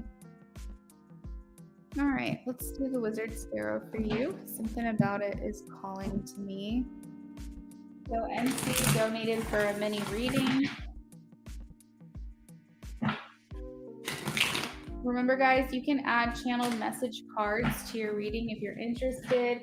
I have the Hidden Truth deck 1 and deck 2. I also have a personally handmade by me channeled message deck, and however much you donate is however many cards I will pull for you. So if that's something you want to add to your reading, you can. There's a lot of first person messages in those decks that might give you more insight on what your person is thinking. You can do 5 for $5, 6 for $6, 7 for $7, so on and so forth, and add those onto your reading. Yes, Terry, I was asking if you could post your question that you have because you're next. All right, so NC, please. Does Charles want to fix and work things out with NC? Please show me a yes or a no. Does Charles want to fix and work things out with NC?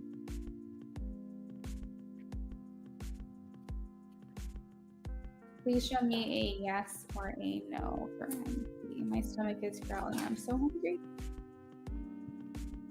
Ooh. Okay, so we're gonna put those together.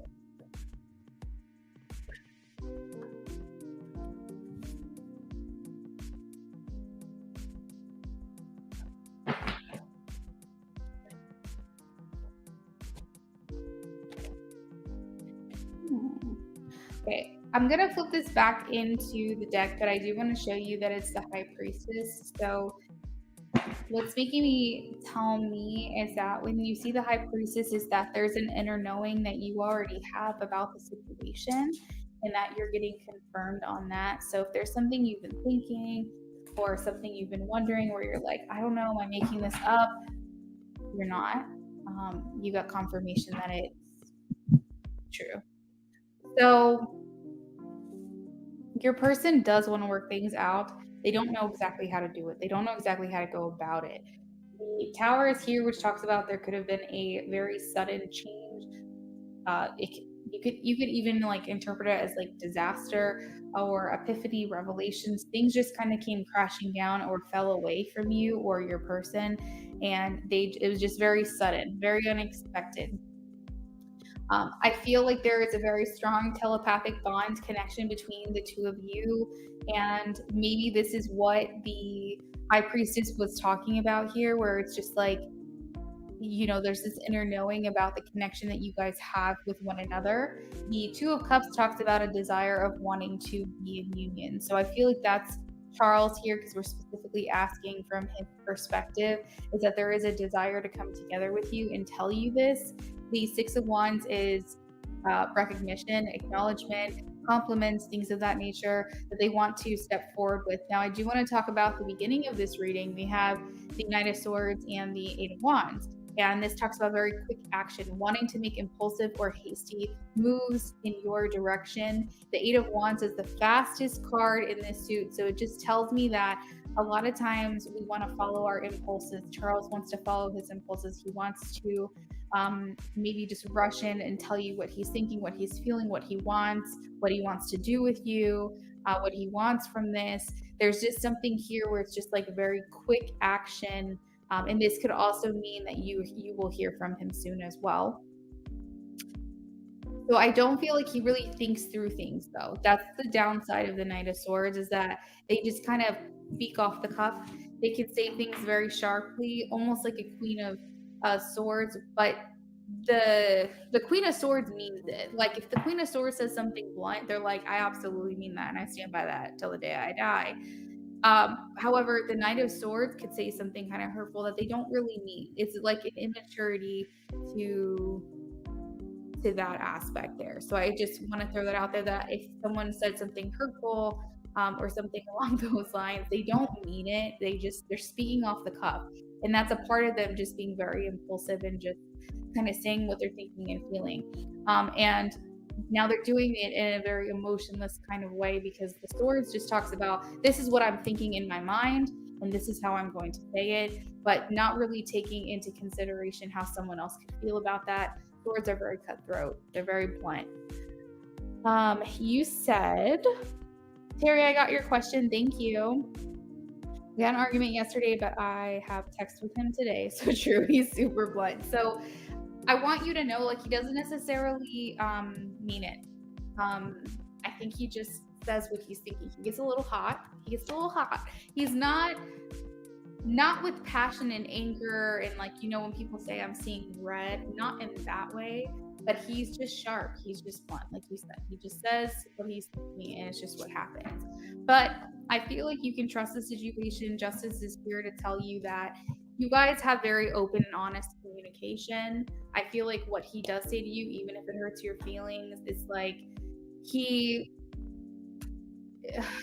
okay, so I'm gonna put it in a situation that is what I'm trying to interpret. So for example, you say, I really want to be in a committed relationship with you. Where are you at with that? He would just be like, yeah, that's just not for me.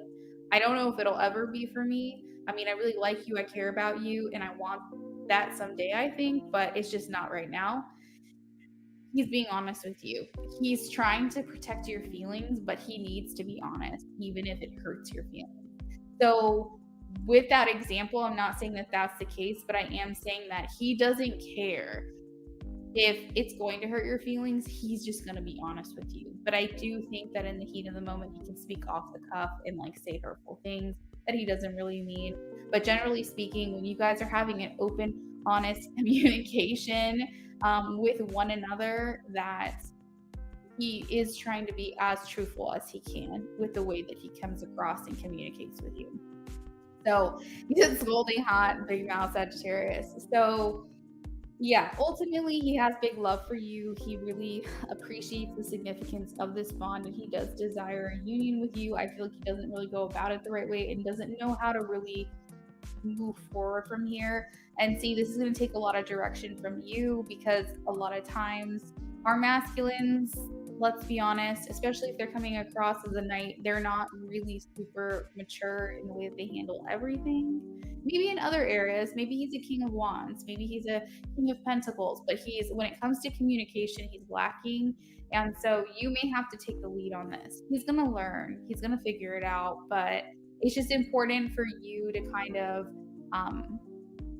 let him know how things need to be moving forward. If you're ready to let it go, then just make it very clear to him that you're over it. So that way he doesn't feel this like tension. And he's not really, because I feel like he just needs direction from you. Like, that's what I'm getting. So, NC, thank you so much for your donation. I hope that I think that it resonated. It seemed like it resonated from you, but I hope that it did benefit you as well on what to do from here on out. And our last reading of the night we have is Terry. I might be back later, but I am literally starving. All I have had is a protein shake today, which for being 6:30 at night, that's pretty good. But I have to eat something. Have to. Good. I'm glad. Top tier tarot. I literally just closed the list. I'm happy to add you on, but you're gonna have to be my last person of the night. So it is up to you. But you would be next. You would be after Terry, but you would have to be my last donation of the evening, because I just closed the list. So you can decide. Let me know. I truthfully don't mind staying. I just have to grab some food after this, because I was just saying how hungry I am. Yeah, I can definitely do it. Cash App, Venmo, or PayPal information is in the pinned comment. You're welcome. We're doing $5 readings, so it's $5 per question. If you want more cards and you want me to go more in depth with it, you can donate $11. And if it's a relationship question and you want some channeled message cards added on, you can donate per dollar, however many cards that you want. So just let me know once that donation was made. Kendra, if you're still here, thank you for hanging out. Thank you for helping me. We're wrapping up here, so if you are still hanging out and you just don't want to leave me hanging, I'm pretty sure I can take it from here. It's up to you. All right. So Terry says, what are Nate's current actions towards me? Terry. What are Nate's current actions towards Terry? Spirit actions only. We're tapping into Terry and Nate. Okay, I think we're done shuffling.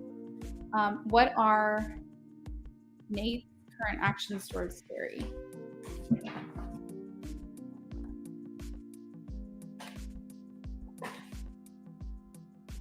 Well, I haven't seen the Nine of Cups. I don't think I've seen the Nine of Cups one time today.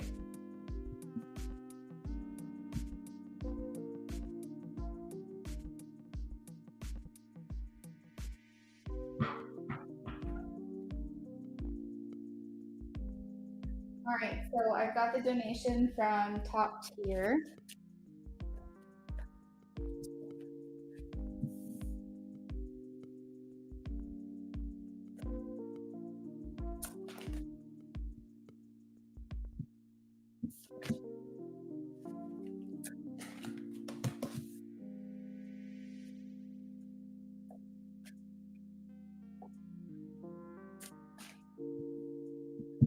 Man, we've had the Hanged Man so much today.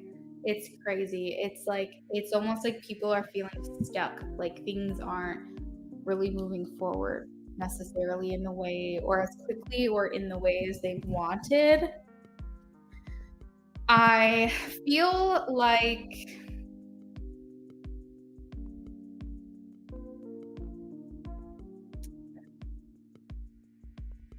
I honestly feel, Terry, that and I'm trying to word this in a certain way because I know for a fact that he wants to be expressive towards you, affectionate towards you. He wants to be close to you. He wants like very intimate moments and things like that. But at the same time, I feel like he's not dominating those actions. He's very much like leaning back, taking a step back. If you could see, kind of leisurely taking his time. The Nine of Cups talks about having your wishes fulfilled, but not really having to put any much effort towards it. So it makes me feel like almost like he wants you to take the lead on this. He feels a little bit out of his depth or out of his element, being the person to take charge or be more dominant right now. And maybe like since the beginning of time that you guys have known each other. I think that he is overcoming it. He is overcoming that because I don't know if this is like a power dynamic. I don't know if he's like, it almost seems like what is this? There's a little bit of a brokenness here because he feels like if he if he makes his intentions more known or more clear or more forward, that he's losing power in the relationship. I don't think that that's necessarily a concern for him. I think that it's something that developed previously, maybe in another relationship, where he felt like if he put in too much effort or too much work that he's going to get burned. It's almost like something that was taught to him. So he chooses to just allow things to unfold and not take charge because he's very interested in this connection. He doesn't want it to dissipate. He doesn't want it to lose this connection with you. But I feel like he has to appear more aloof, or he feels like he has to because that's how he was taught to be in romantic connections or connections with people in general, is to not give away his power. But I feel like once he realizes that he can trust and he can feel safe in this, I feel like that will change. It just seems like he's had to be resilient so many times. The Nine of Wands being the center of your reading makes me feel like he feels like he's been through it. He's been through a lot up until this point. He's basically had to be his own savior. He could only rely on himself. And that if he gave up the power, like let's just say he, you know, gave his power, like basically what I'm saying is if he lets someone else like walk all over him, then he loses that dynamic. And so he's had to play games in the past. He's had to play these games with these people to be like, oh, I'm not going to text them first, or I'm not going to let them know that I'm interested or tell them how I feel until I know how they feel, like because he's been burned, because he's been walked all over. He really, really strongly desires this change. The Nine of Wands is telling me that he is one step away of wanting a completely different relationship. He wants something that's more safe, more comfortable, more vulnerable, and where he can exchange equal effort, but he's still a bit guarded right now. He's still a bit got his walls up a little bit. And I think that he would rather you take charge. That way he can really feel out the situation and see what your thoughts of him are before he actually starts to make a more forward move. The Hangman also talks about like this is all new to him. He also doesn't really fully understand how to express himself, go about doing things. If Terry, if at any point you feel you're questioning his motives or you're questioning him, it's just because he's not taking a dominating approach to the connection with you. He's hoping that you do that with him. So action based, I will say, like I said, he wants to be affectionate with you. He wants to be close to you. He wants to see you. He wants to spend time with you. He wants to talk to you. But I feel like when it comes to actually setting plans in motion, he's looking for you to do that. He's more lean back, he's more laid back. And I honestly don't know how long that's going to last until maybe he feels a bit safer, or he feels like he's able to unlearn these habits that he's been in. I just feel like he definitely wants us to progress, but he's guarded, he's cautious. He wants us to move forward, but I don't see, if he doesn't feel the energy is matched from you, he's not going to want to keep like matching his effort to something that's not equal. That makes sense. I gotta say, I'm not seeing many action cards. Did you guys just see my camera? That was weird. There's not many action cards here in this. It's more of a defensive, like laid back type of thing. He's been distant, yeah. I would just, what was what?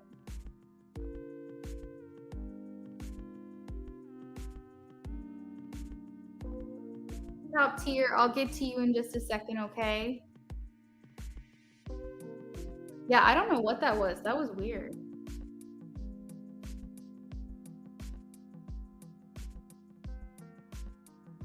Maybe that was just, maybe we gotta scroll back to when that happened and see what I was saying at that time. That might have just been confirmation for whatever it is I was saying to you at that time. That, yeah, that's weird, right? I don't know what that was. But maybe that was just, maybe spirit's just saying pay attention to what I was saying at that time.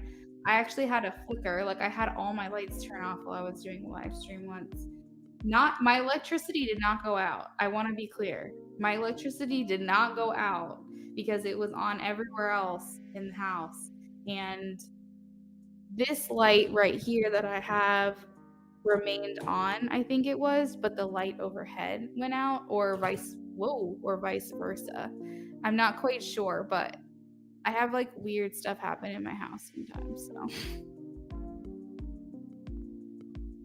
right, come on. Need my tripod to just chill out. So anyway, that's what I've got for you. So the cards that I have here, we have 9 of Cups. And then we have 5 of Swords, which is like conflict, tension. 9 of Wands, which is more guarded, more distant, like maybe what you were saying. And then we have Knight of Cups. So that's 9 of Wands, Knight of Cups, and then we have the Hanged Man.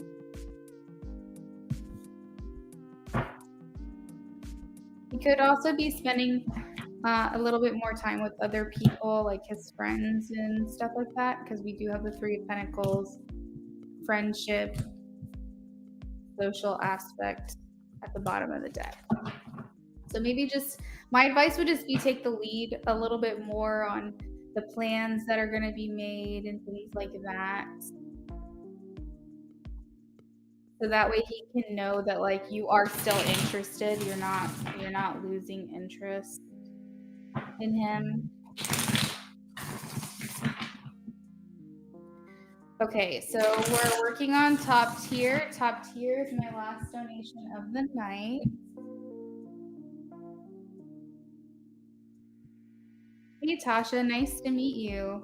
Are you also a reader? Oh, it looks like you are with your icon.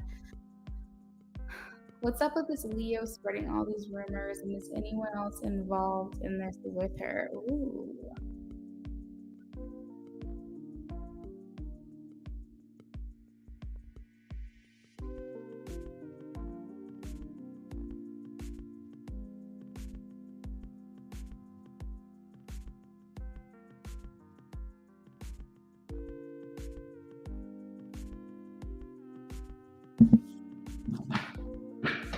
Cool, very cool. Well, nice to meet you. All right, so this is for top tier tarot. So top tier tarot Tasha is looking for confirmation. He's looking for more information on what's going on. Allegedly, there is a Leo spreading rumors. You're very new to tarot. Well, welcome to the community. Leo spreading rumors. Is anyone else involved in this with her, please? Is anyone else involved with the Leo spreading rumors?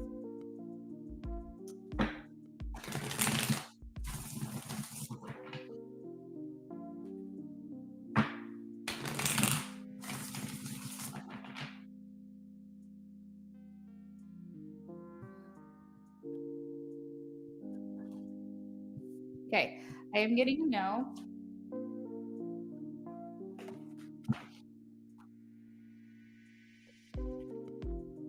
There is a masculine energy around her, though. I don't think that they're spreading rumors, but I think that she is telling you this masculine thing. If the Leo's in a relationship or like a close male friend or brother, it just feels masculine in nature. It doesn't have to be, as we all know, genders are not like mutually exclusive with masculine or feminine energies, but it does feel masculine in nature. Is that I feel like they're not contributing to the spreading of the rumors, but they may be like opening their ear to it. Like this person may be communicating with them about this or saying these things. It might be to just dim your light, because we do have the Empress in the Five of Pentacles here. But I feel like it's something that they're trying to use their power to make happen. I just feel like it could be a little bit of jealousy, I will say. The Empress talks about someone being like high level, divine feminine. Someone, we refer to them as goddess energy or being in their divine feminine energy, and they're in a place of growth, abundance, and it's just a very good place to be in. However, when you're that high and you're that happy and you're, someone would use that to describe you, it could highlight to other people, like to try to take that away because they could be jealous. So it could be to detract from maybe the recognition that you're getting and make you feel less than. That's what it seems like. Dimming light with these two cards paired together maybe make you feel like less successful, because the Five of Pentacles talks about poverty or lacking something, maybe just to bring you down in some way.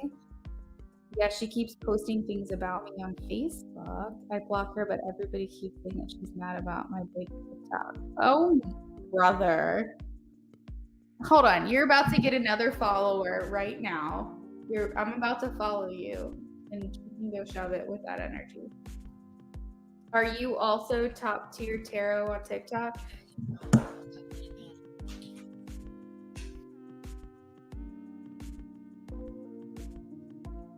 Telling everyone not to support you? Ridiculous. What did you do to her? You probably did nothing. Are you the same icon on TikTok? You have a different name or the same name? I'm about to follow you. I don't support haters. Let's see. Is that you at the top right there? Like the very first one? This one right here? So I'm about to follow you, if so, let me know. Okay, so I just think that's absolutely ridiculous So what I do want to tell you, top tier, is that you have control over your power. If someone sends you something, you can send it right back to them. You can literally create a spell if you wanted that says return to sender, and literally from here infinitely through the rest of to the end of time, that you can create this protection spell around you. It's all about your beliefs and your intentions. You can think it, you can maybe do something physical if it helps, like, make you believe in what you're doing, but you have the power within you to just even say it. You can banish this energy. Oh, did I spell it wrong? Let me see.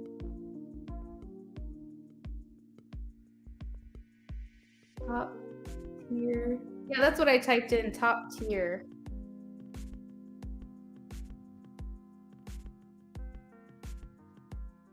Oh, it's just top tier. Let's see.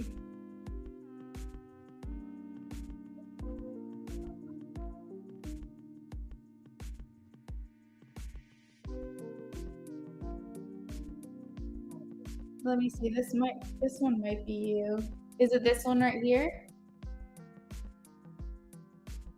Let me know. Anyway, regardless, I'll follow you. So the death card is here. This is Scorpio. I got a no for someone else being involved. However, I feel like there's someone else. They're not spreading the lies or the rumors. I want to be clear that the person involved here is not spreading the rumors, but they are entertaining this negativity. Okay, they're entertaining it. They're listening to it. They might even be commenting on it as well, or she's talking to them about it. This is Scorpio energy. But I will say that I don't feel like this person is also bad mouthing you to other people. I just think they're shit talking with each other.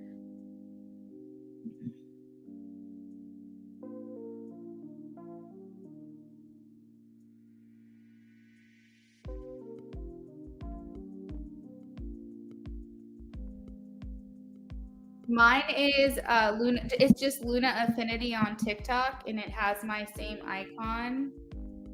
It's this one. It's just Luna Affinity on TikTok. I'm trying to think if I'm getting any other information. I honestly feel like she's gonna, like, the hype of these rumors are gonna die down quick, and I feel like in the end she's gonna be left alone looking like kind of stupid, like looking like a fool.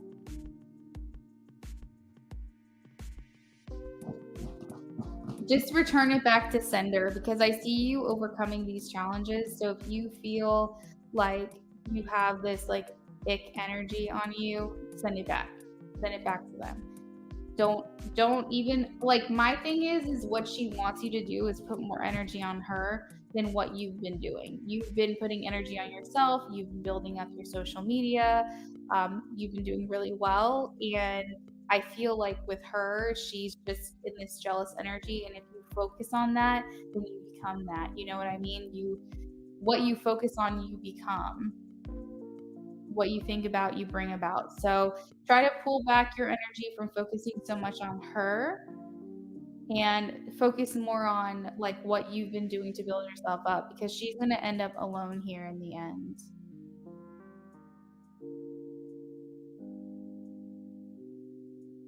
I will be honest, top tier, when it comes to finances and like career and stuff, that's not my specialty. Mine is definitely more like love and romance.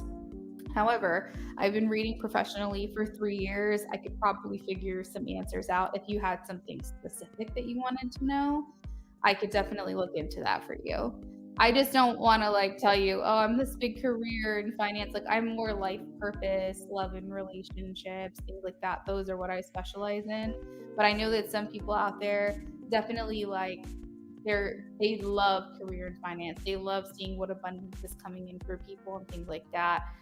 I can answer a specific question, but if it was like a general reading, I could tell you what I saw, but I just don't know if it's something that you would be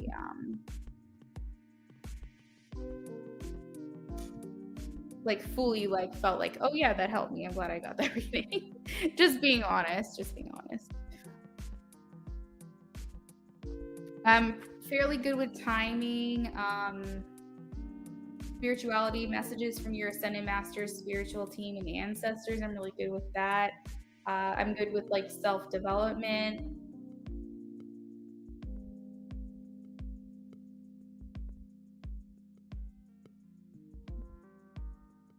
And I can definitely pull a card on, finance and things like that. I just don't know how much I'm actually going to see on it.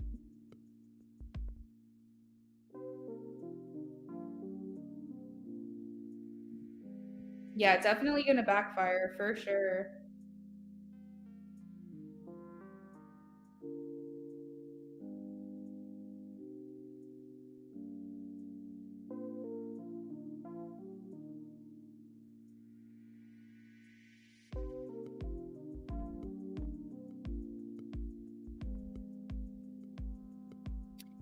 All right, top tier. So just let me know what you would like to do in regards to that. If you like to donate, what's coming towards you in general. Okay, so let's do that. You can go ahead and donate another 5, and we'll do another reading for you. But then after that, I really do have to get going.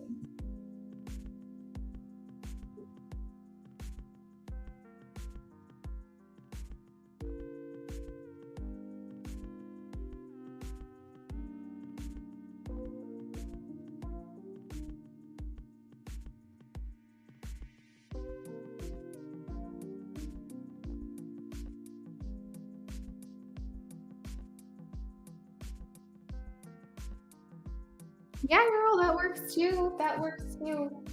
Definitely come back. I'd love to see you again. If you can find me on Instagram, I'll follow you, or not Instagram, TikTok, I'll follow you back. And then we can do other readings. I also do like different options too each time. Like sometimes I'll do a BOGO stream where I'll do 2 readings, 2 in-depth readings for $15. Sometimes I do like $20 for 20 minutes where you can ask literally as many questions as you want within 20 minutes. I also do free yes or no readings at the beginning of each stream. And then, like, sometimes I do the $5 readings. It just really all depends. I also do typed readings too sometimes. So you'll just have to see what I'm offering that day. But I would love to see you back here again. And I just want to let you know that I really appreciate your donation. I appreciate everybody today who has donated, whoever's still hanging out here. But I am going to run. I might be back later on tonight. It just really all depends on how my evening goes. But top tier, I'll definitely subscribe to your channel. And thank you so much for being here. You're welcome. You guys have a great night.